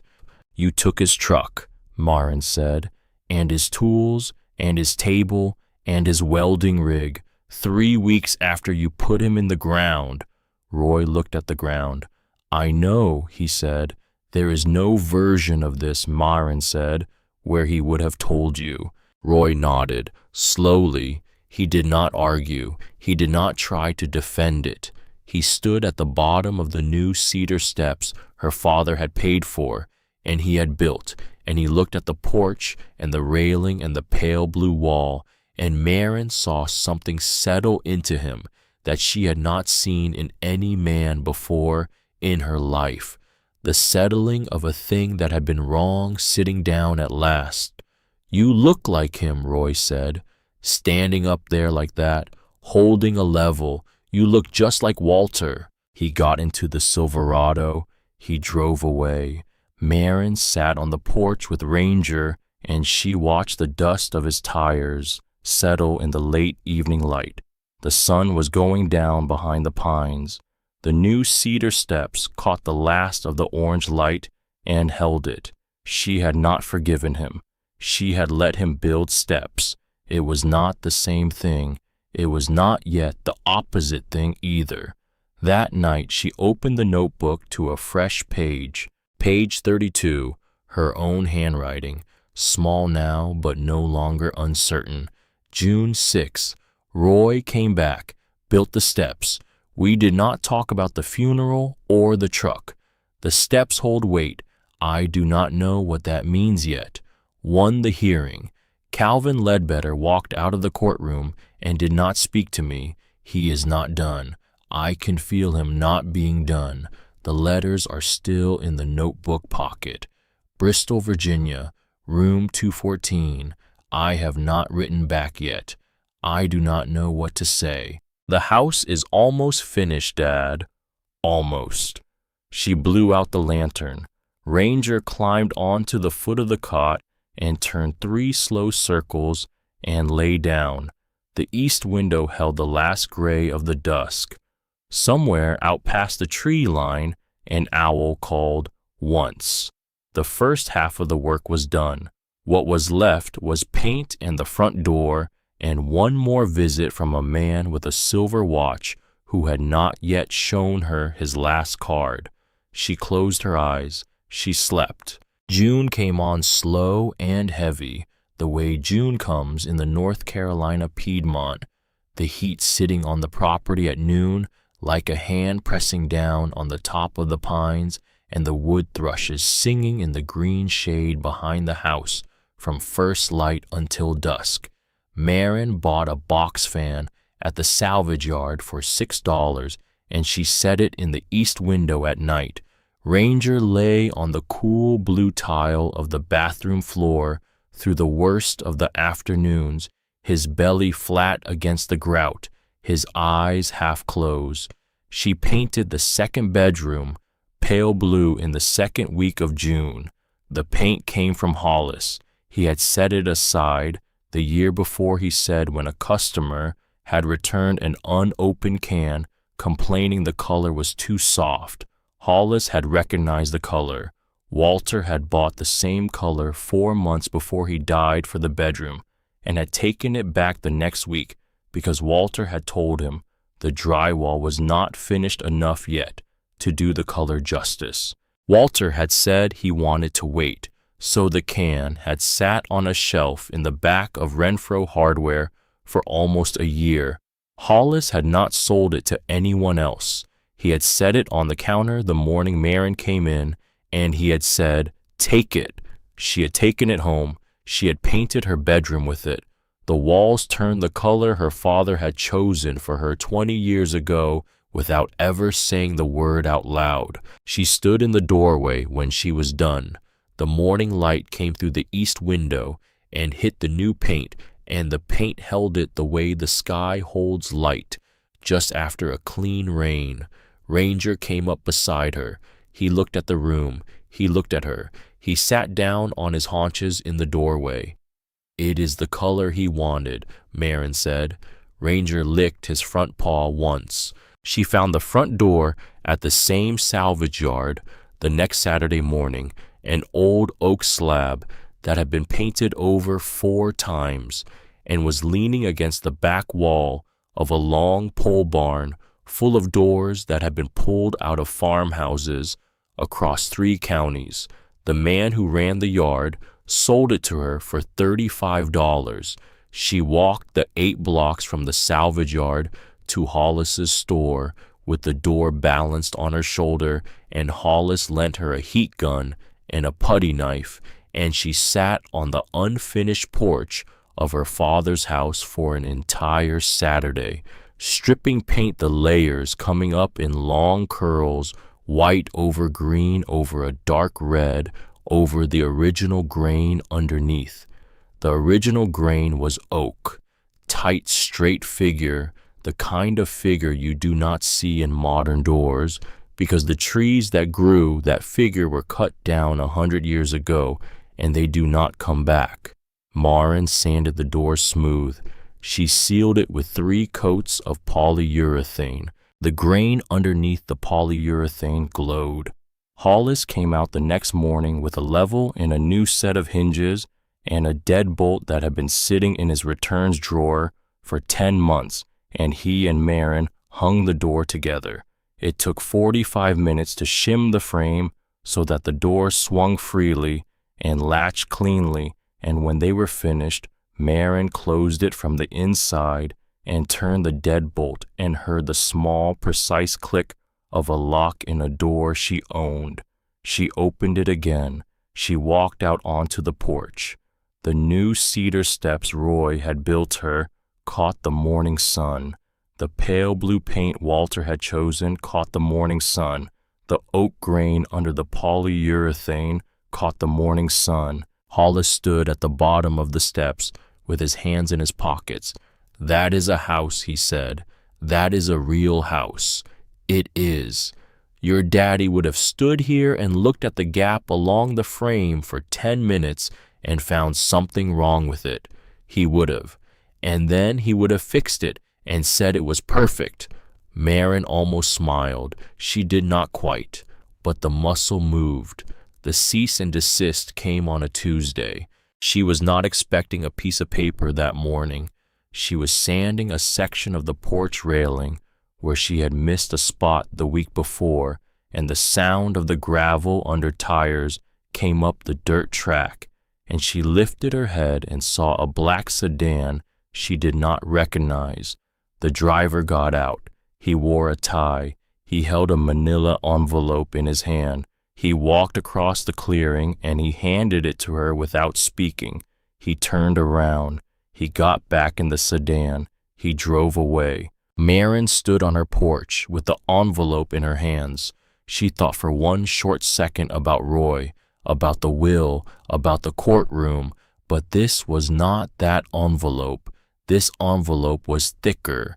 The return address on the corner was a law firm in Greensboro she had not heard of. The name on the outside was not even her name properly.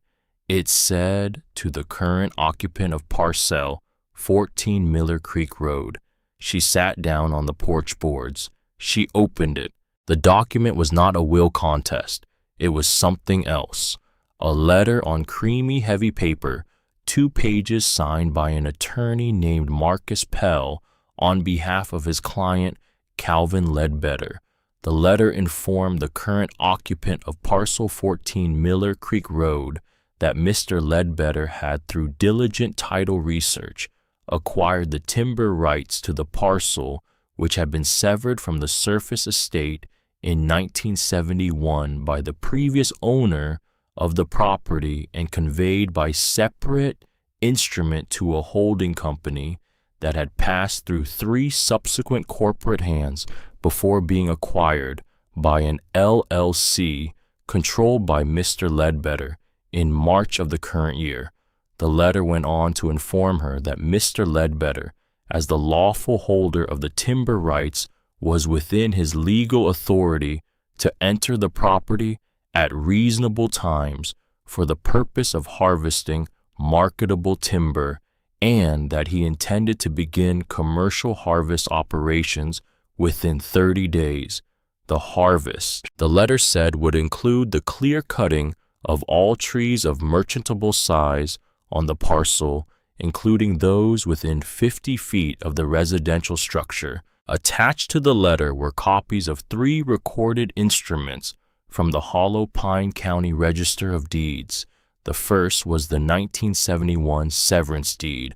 The second was an assignment of timber rights from 1993. The third was the deed conveying those rights to Ledbetter Land Holdings, LLC, dated March of this year. The third document had been recorded 11 days before Walter Bellamy had died. Marin read all of it twice. She put the envelope down on the porch boards beside her. Ranger came over. He sniffed it. He sat down. She did not cry. She did not panic. She did not shake the way she had shaken the night of the fire.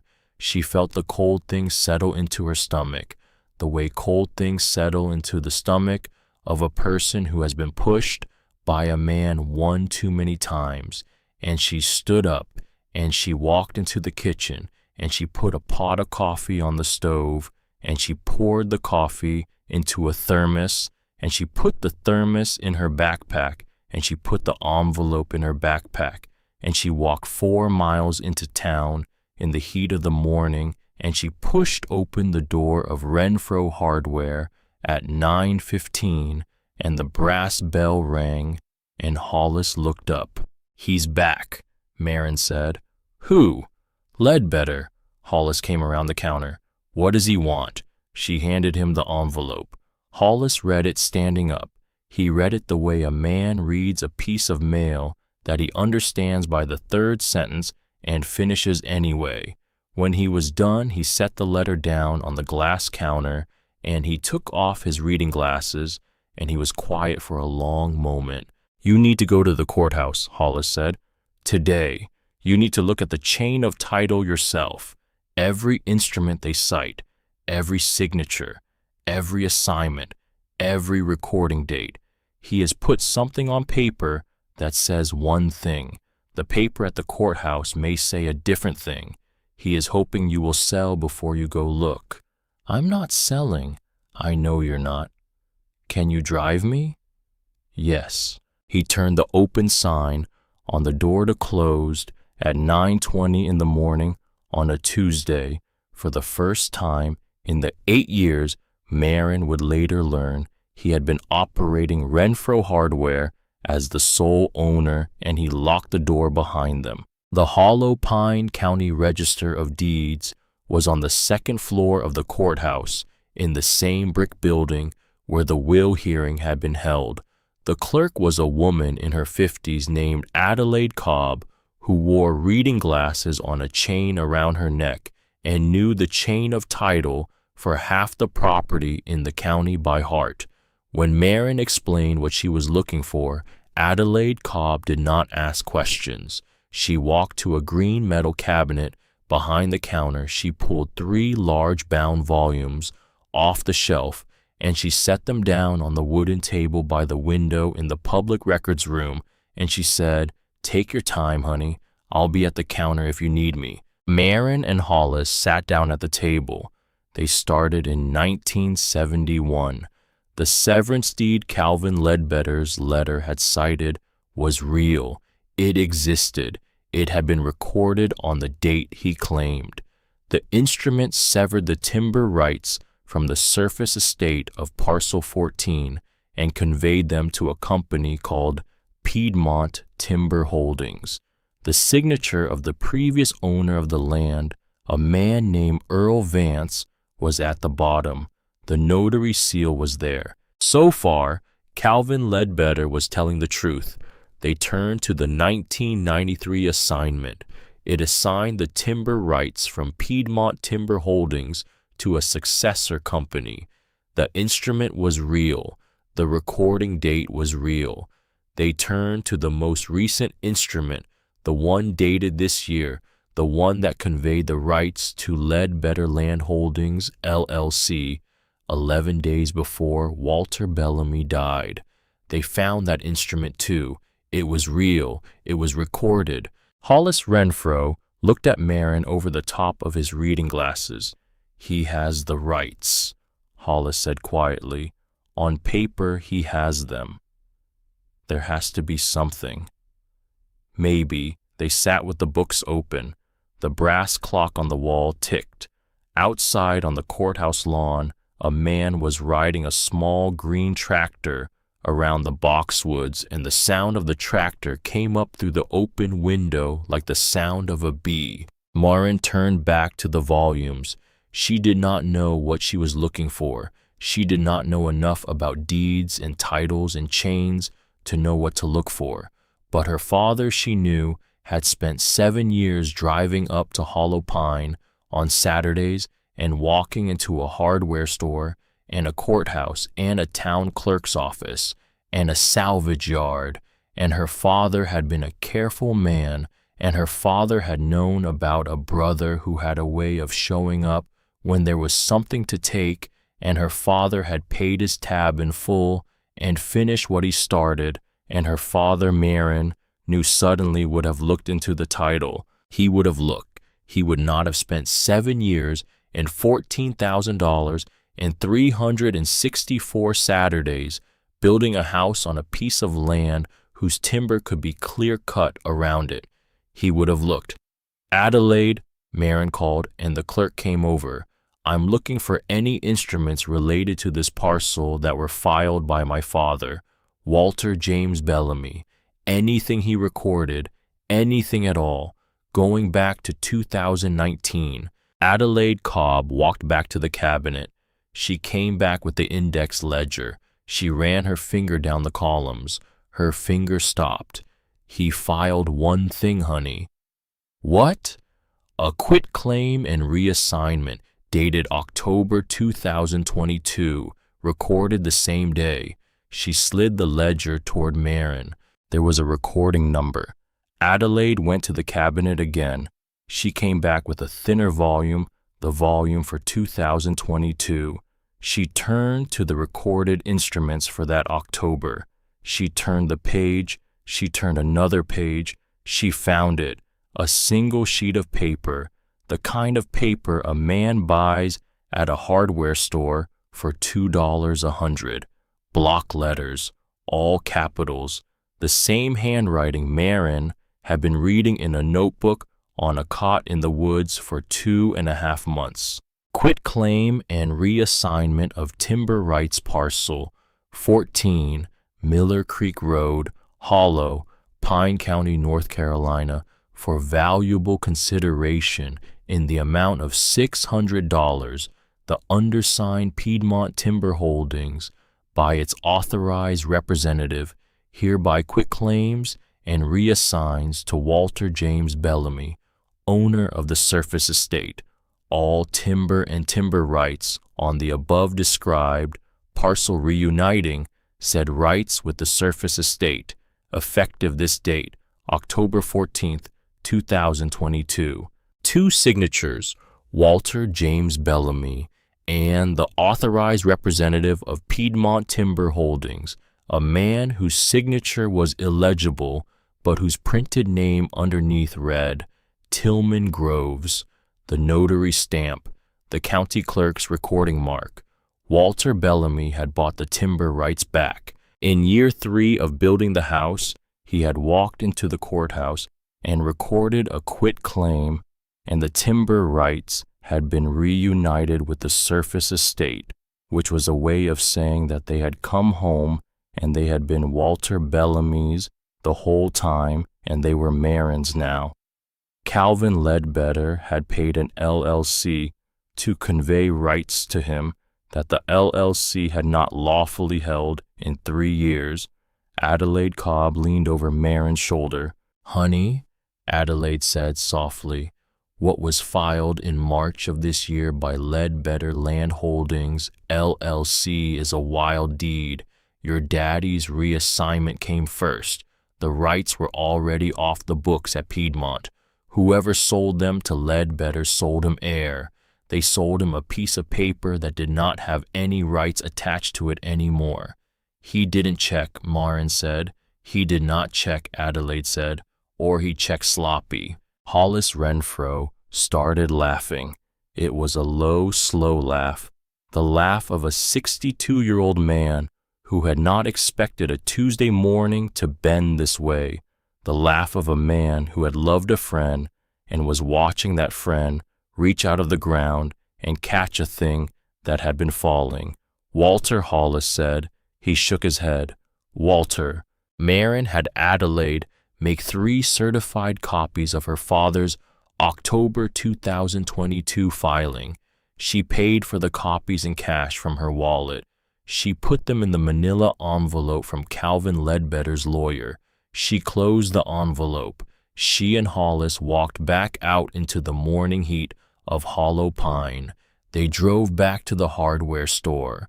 Hollis turned the sign back to open.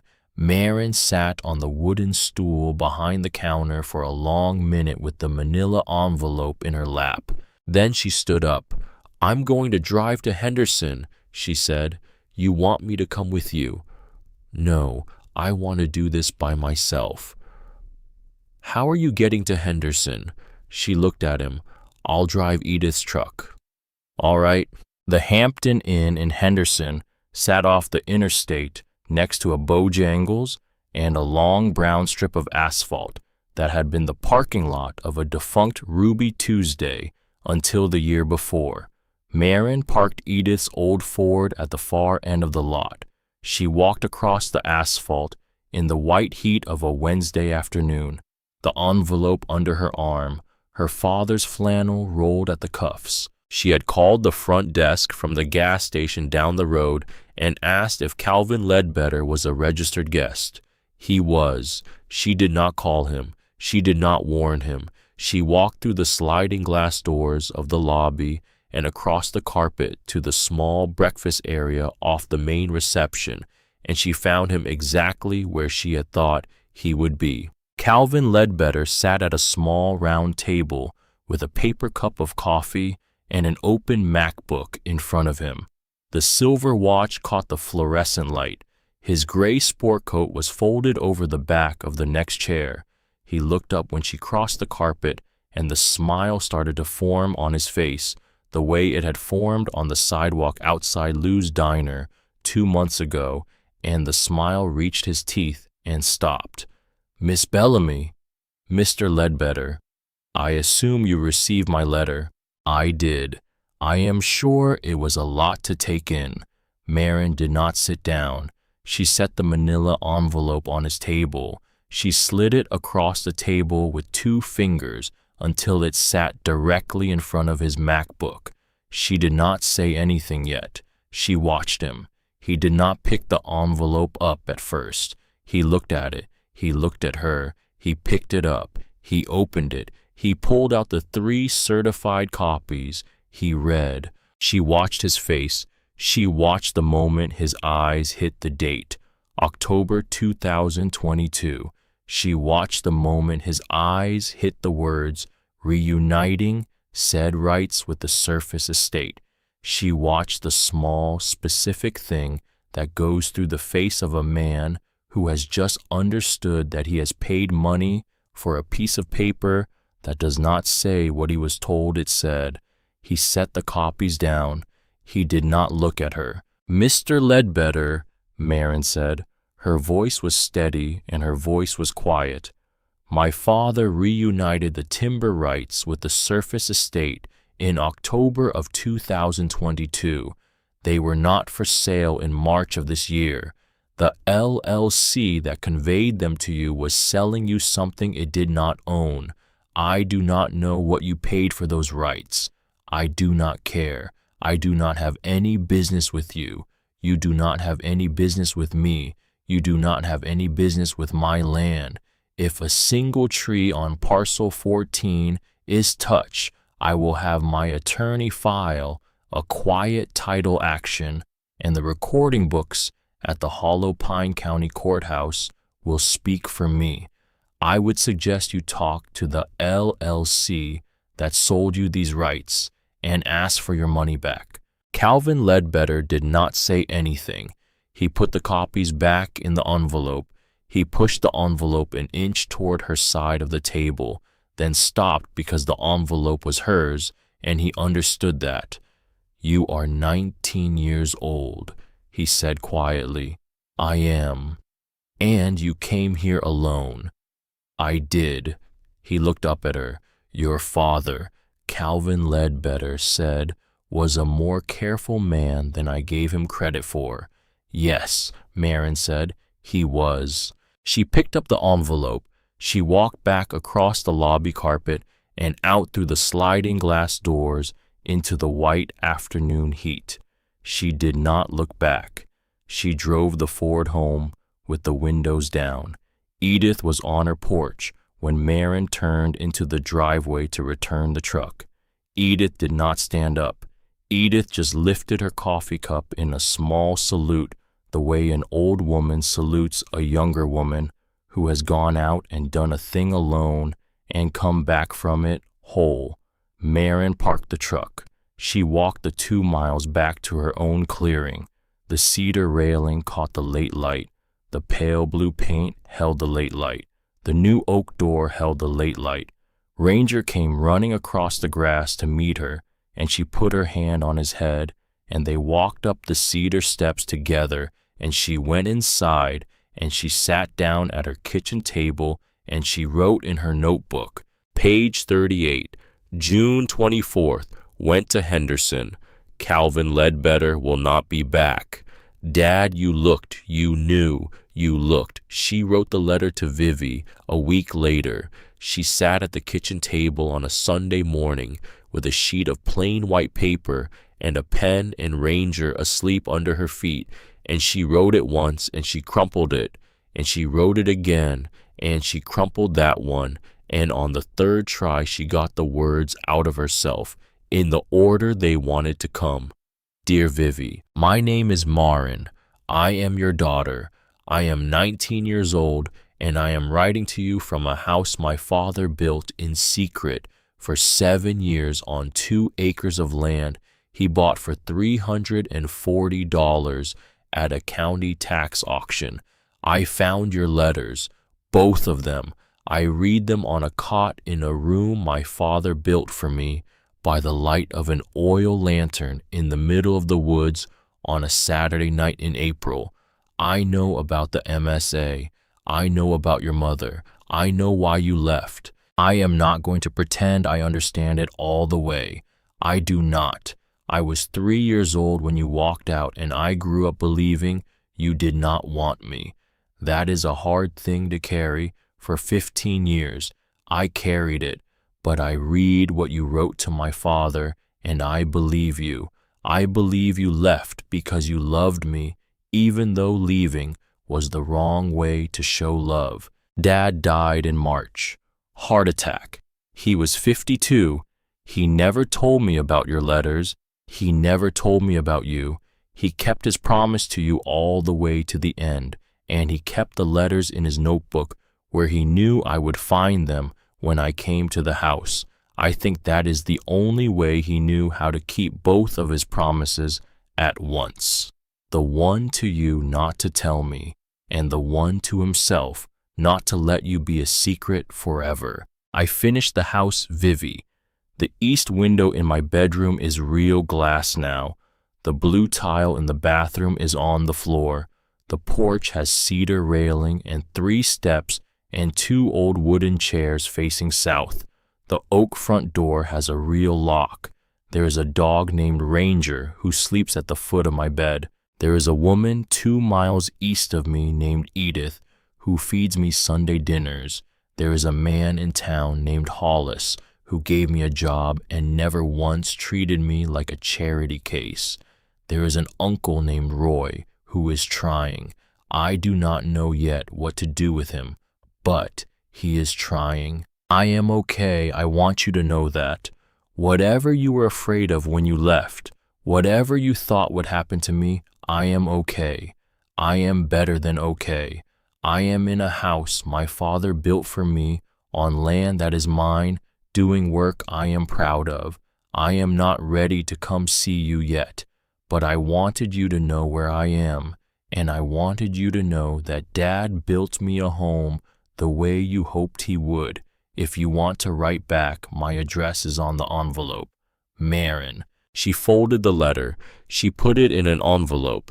She addressed the envelope to the Greenfield Care Center, Bristol, Virginia. Attention, Genevieve Hartley, room 214. She put a stamp on it. She walked the 4 miles into town the next morning, and she dropped it in the brass slot of the post office, and the metal door clanged shut, and that was that. A letter going somewhere. She had never been to a woman she had not seen since she was 3. She did not check the mailbox every day. She did not want to be the kind of woman who waited at a mailbox. She built things instead. She built a window box for the kitchen window over the sink. She built a bookshelf for the 2nd bedroom out of pine she got at cost from Hollis. She built a small wooden bench for the front porch, 6 feet long with curved cedar arms, 2 coats of marine varnish. Ranger laid claim to the bench within an hour of her finishing it. He was on it most afternoons. She did not begrudge him. Roy came back twice in July. The first time he brought a piece of cedar for a coat hook by the front door. He installed it himself, 3 brass hooks on a single board, sanded smooth. He did not stay long. The second time he brought a galvanized mailbox to replace the rusted one at the end of the dirt track. He put the new mailbox on a new cedar post. He painted Bellamy in white block letters on the side. He took half an hour to get the letters even. When he stepped back, he looked at the mailbox for a long moment without speaking. Walter painted his name on the side of that old F250, Roy said. Year he bought it. He used a stencil. I told him it looked like he had stolen the truck and was advertising it. He laughed at me. He said he was advertising for himself. He said if a man was going to put his name on a thing, he should put it on straight. He looked at the mailbox. I tried to put yours on straight, he said. It is straight. It is straight enough. He got back in the Silverado. He drove away. Marin stood at the end of the dirt track with her hand on the new mailbox post and Ranger panting at her side, and the late afternoon sun lit the side of the box where her last name sat in white paint in letters that were a little bit uneven, and she did not say anything because there was nothing she needed to say. The reply from Bristol came on the third Tuesday in September. She found it in the mailbox after work, a white envelope, handwritten address, the letters shaky and uneven, written by a hand that had to fight for every line. Marin stood at the end of the dirt track with the envelope in her hand, and her heart did a small, hard turn, the way it had done that first morning in the apartment, the morning she had opened the Bible. She did not open the envelope at the mailbox. She walked the dirt track back up to the porch. She sat on her cedar bench. Ranger settled at her feet. She opened the envelope. The letter was short. The handwriting was harder to read than the letters in the notebook pocket had been. Some of the words ended in long, trailing lines, where her mother's hand had run out of strength halfway through. Dear Marin, I read your letter 4 times. The nurses had to bring me tissues twice. I had to ask Benita, who is my favorite nurse on the morning shift, to come read it to me out loud the second time because my eyes are not as good as they were, and I wanted to hear it in another voice. I am still here, room 214, still fighting. My hands do not work the way they used to. I am writing this with my left hand and a pen wedged between my fingers, and I am writing slowly, and Benita is going to put it in the envelope for me because I cannot lick the flap. Your father was the best man I ever knew, and from your letter, you sound just like him. I would very much like it if you wrote again, whenever you are ready. No rush. I waited 15 years. I can wait a little longer. I love you. I have loved you every single day. Mom. Marin read the letter once. She did not read it a second time. She did not need to. She folded it back into its envelope. She held it in her lap for a long time. The sun was going down behind the pines. Ranger was warm against her shin. The cedar arm of the bench was smooth under her right hand. In the kitchen behind her, through the open front door, the curtains the woman from the Baptist church had brought were moving in the small evening breeze. She did not write back that night. She was not ready yet to write back. But 2 days later, she walked into Renfro Hardware at noon, and she sat down on the wooden stool, and she said to Hollis Renfro, I am going to drive to Bristol. When? Saturday. You need a truck. I do. Hollis Renfro reached under the counter. He brought up a small ring of keys. He set it on the glass. That is the spare set to my pickup, he said. I do not need it Saturday. I will be home with Loretta. The tank is full. Marin looked at the keys. Hollis. Take the keys, Marin. She took the keys. Edith Hollister rode with her. She had not been invited. She had not asked. She had simply shown up at 6 in the morning on Saturday in a clean blouse and her old lace-up boots, with a thermos of coffee in one hand and a tin of biscuits in the other, and she had climbed into the passenger seat of Hollis's truck, and she had said, I am riding to the state line. Then you can drop me at the diner in Bristol, and I will read my book, and you will go do what you need to do. Marin did not argue. There was no arguing with Edith Hollister, and there was no need to. They drove 3 hours north into Virginia. The interstate was empty in the dawn. Ranger lay across Marin's lap in the cab with his head on the door panel and his ribs rising and falling slowly. They crossed the state line into Virginia at 7:15. Edith pointed out the Welcome to Virginia sign. She did not comment further. They got off the interstate at Bristol and they pulled into the parking lot of a small diner on a street called State Street, where the Tennessee and Virginia sides of the city ran together along the center line of the road. Edith got out. She lifted her book and her thermos. "I will be here when you come back," Edith said. "If you come back today. If you do not come back until tomorrow, I will be at the Holiday Inn 3 blocks east. Either way, I will be here." "You don't have to wait." "I am waiting," Edith said. "Go on." Marin drove the last 2 miles alone. The Greenfield Care Center was a long single-story brick building set back from the road behind a row of crepe myrtles. There was a sign with white plastic letters that said the name of the facility and the visiting hours. Marin parked Hollis's pickup in a visitor space near the front entrance. She sat in the cab for 2 minutes without moving. Ranger pressed his nose against her arm. "You stay," she said. "Window is cracked. I will be back." She got out. She walked through the automatic doors into a lobby that smelled the way lobbies of places like this smell, like floor wax and warm bread from a kitchen down a hall, and the faint, clean, astringent smell of medical things. A woman at the front desk looked up. Marin said the room number. The woman said, "Second hall, 3rd door on the right." Marin walked. The door of room 214 was open. Marin stopped in the doorway. A woman was sitting in a wheelchair beside a window. She was small, 43 years old, but smaller than that, the way a body becomes smaller after years of being failed by itself. Her dark hair was streaked with gray and pulled back into a soft braid that someone else had done for her because her own hands could no longer do it. Her right arm rested in her lap, the hand curled in on itself, the way the hand curls when the muscles have forgotten how to open.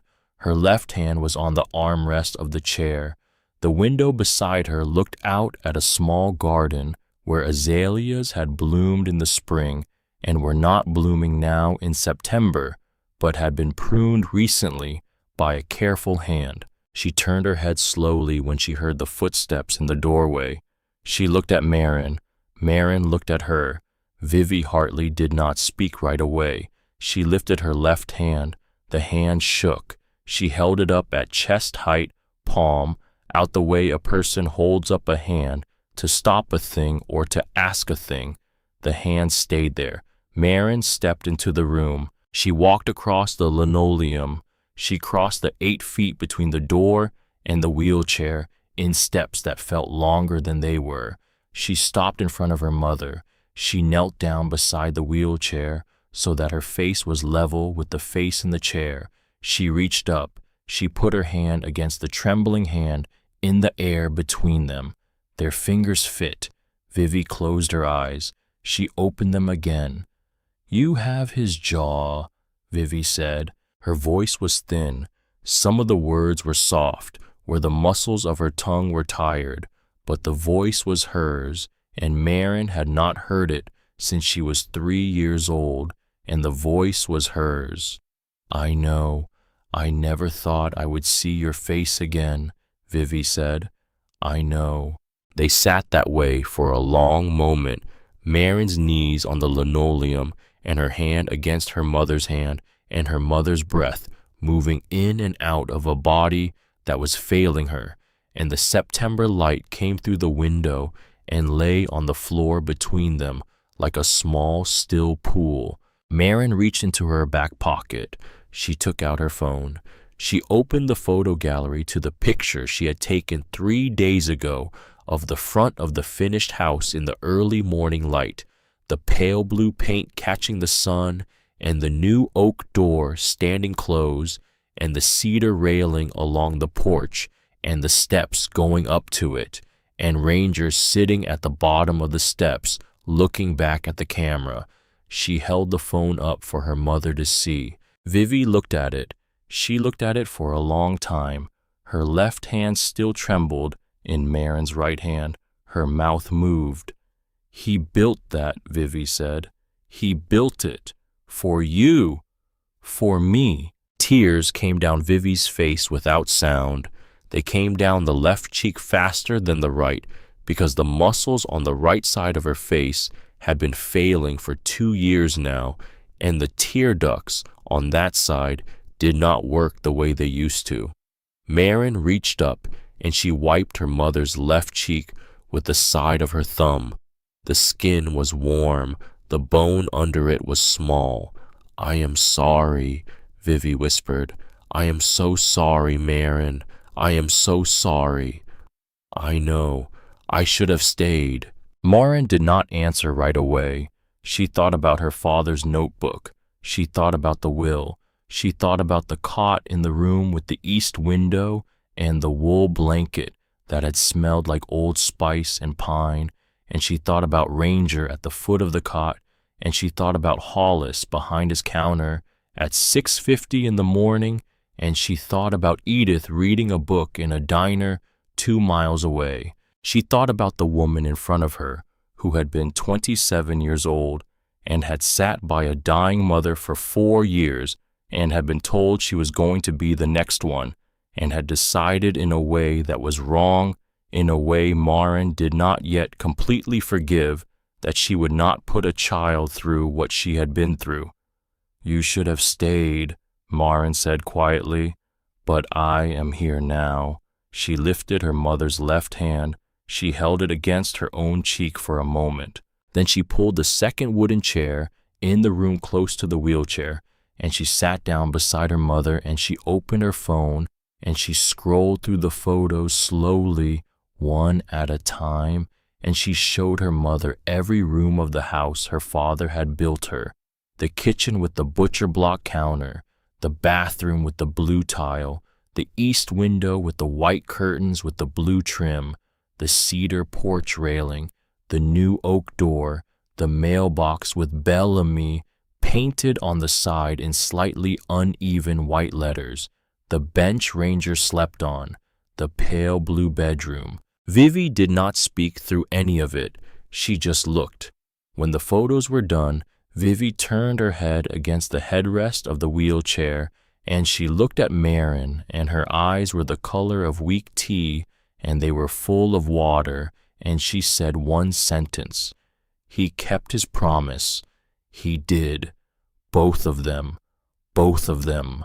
Marin stayed 3 hours. She held her mother's hand most of the time. They did not say much. There was not that much to say. A nurse came in once with a small cup of pills and a glass of water with a straw, and she helped Vivi drink, and she nodded at Marin, the way nurses nod when they have seen a daughter sit beside a mother for the first time in a long time, and she went back out. When the sun started to come in low through the window in the early afternoon, Marin stood up. "I will come back," she said. "Next month." "You do not have to. I will come back." Vivi nodded. The nod was small. Her left hand was on Marin's wrist. The hand let go slowly, the fingers uncurling one at a time, the way a child's hand uncurls when a child has finally fallen asleep. "I love you," Vivi said. "I know." Marin walked out of room 214. She walked down the second hall. She walked through the lobby. She walked out into the September air. She got into Hollis's pickup. Ranger sat up. He licked her cheek once. Marin sat in the cab for a long moment with her hands on the steering wheel. Then she started the truck. She drove the 2 miles back to the diner on State Street. Edith was at a booth by the window with her book closed and her coffee cup empty. She looked up when Marin came through the door. She did not ask any questions. "You want pie?" Edith said. "They have a sweet potato pie here that is worth the drive." "Yes," Marin said. "I want pie." They drove home that night in the dark. Ranger slept across both their laps. The radio was on low, a country station out of Roanoke. Edith hummed along to one song, and then she stopped. They did not talk. The interstate was quiet. Somewhere south of the state line, Edith reached over without looking and put her old wrinkled hand on Marin's shoulder for 1 second, and then she took it back, and she folded both hands in her lap, and she looked out the window at the dark Virginia woods sliding past, and that was the whole of what she had to say about the day. The next morning at dawn, Marin stood at the kitchen counter of her finished house. The coffee was on the stove. Ranger was lying on the cool blue tile of the bathroom floor. The east window of her bedroom was holding the first light of a Sunday in September. Through the front door, which she had left open to the cool morning, she could see the cedar porch railing and the 2 old wooden chairs facing south, and the dirt track curving away into the loblolly pines, and the morning mist still hanging low between the trunks. She poured a cup of coffee. She walked into the living room. The Bible was on the small shelf her father had mounted on the wall, the leather worn, the gold lettering rubbed away in the shape of a thumb. She took it down. She carried it to the kitchen table. She opened the cover. She slipped 4 things inside it: a photocopy of her father's will, the original sitting now in a fireproof box she had bought at the salvage yard, the 2 letters from her mother taken out of the back of the notebook and moved here, a new photograph she had asked Edith to take with her phone the week before of the front of the finished house, with Marin standing on the new cedar steps and Ranger beside her, the pale blue wall behind them in the morning light. She closed the Bible. She set it back on the shelf. She had come to Hollow Pine with $47 and a deed and a backpack. She had a house now. She had a job. She had a dog who slept at the foot of her bed. She had an old woman 2 miles east who had said, "All right," without asking a single follow-up question, and was still saying it. She had an uncle who was learning how to put his name on a thing straight. She had a hardware store owner who had handed her a set of keys to his pickup. She had a clerk in a courthouse who knew her name. She had a mother 3 hours away in a wheelchair in room 214 who had said her father had kept his promise and who was right. She had a father who had bought a piece of land for $340 at a county tax auction and had built her a house on it for 7 years and had paid every dime he owed before he left, and had left her a notebook with 22 flagged pages and 2 letters in a hidden pocket and a small, careful sentence written in block letters on the last page. He had written, "I saw her every day. I saw her." She walked back out onto the front porch. She sat on the cedar bench. The sun was coming up over the loblolly pines. The pale blue paint of the wall behind her caught the first full light, and it held the light the way a sky holds light just after a clean rain. Ranger came and sat beside her and leaned his shoulder against her thigh. The wood thrushes had not started singing yet. The morning was still. She drank her coffee. She had her morning light.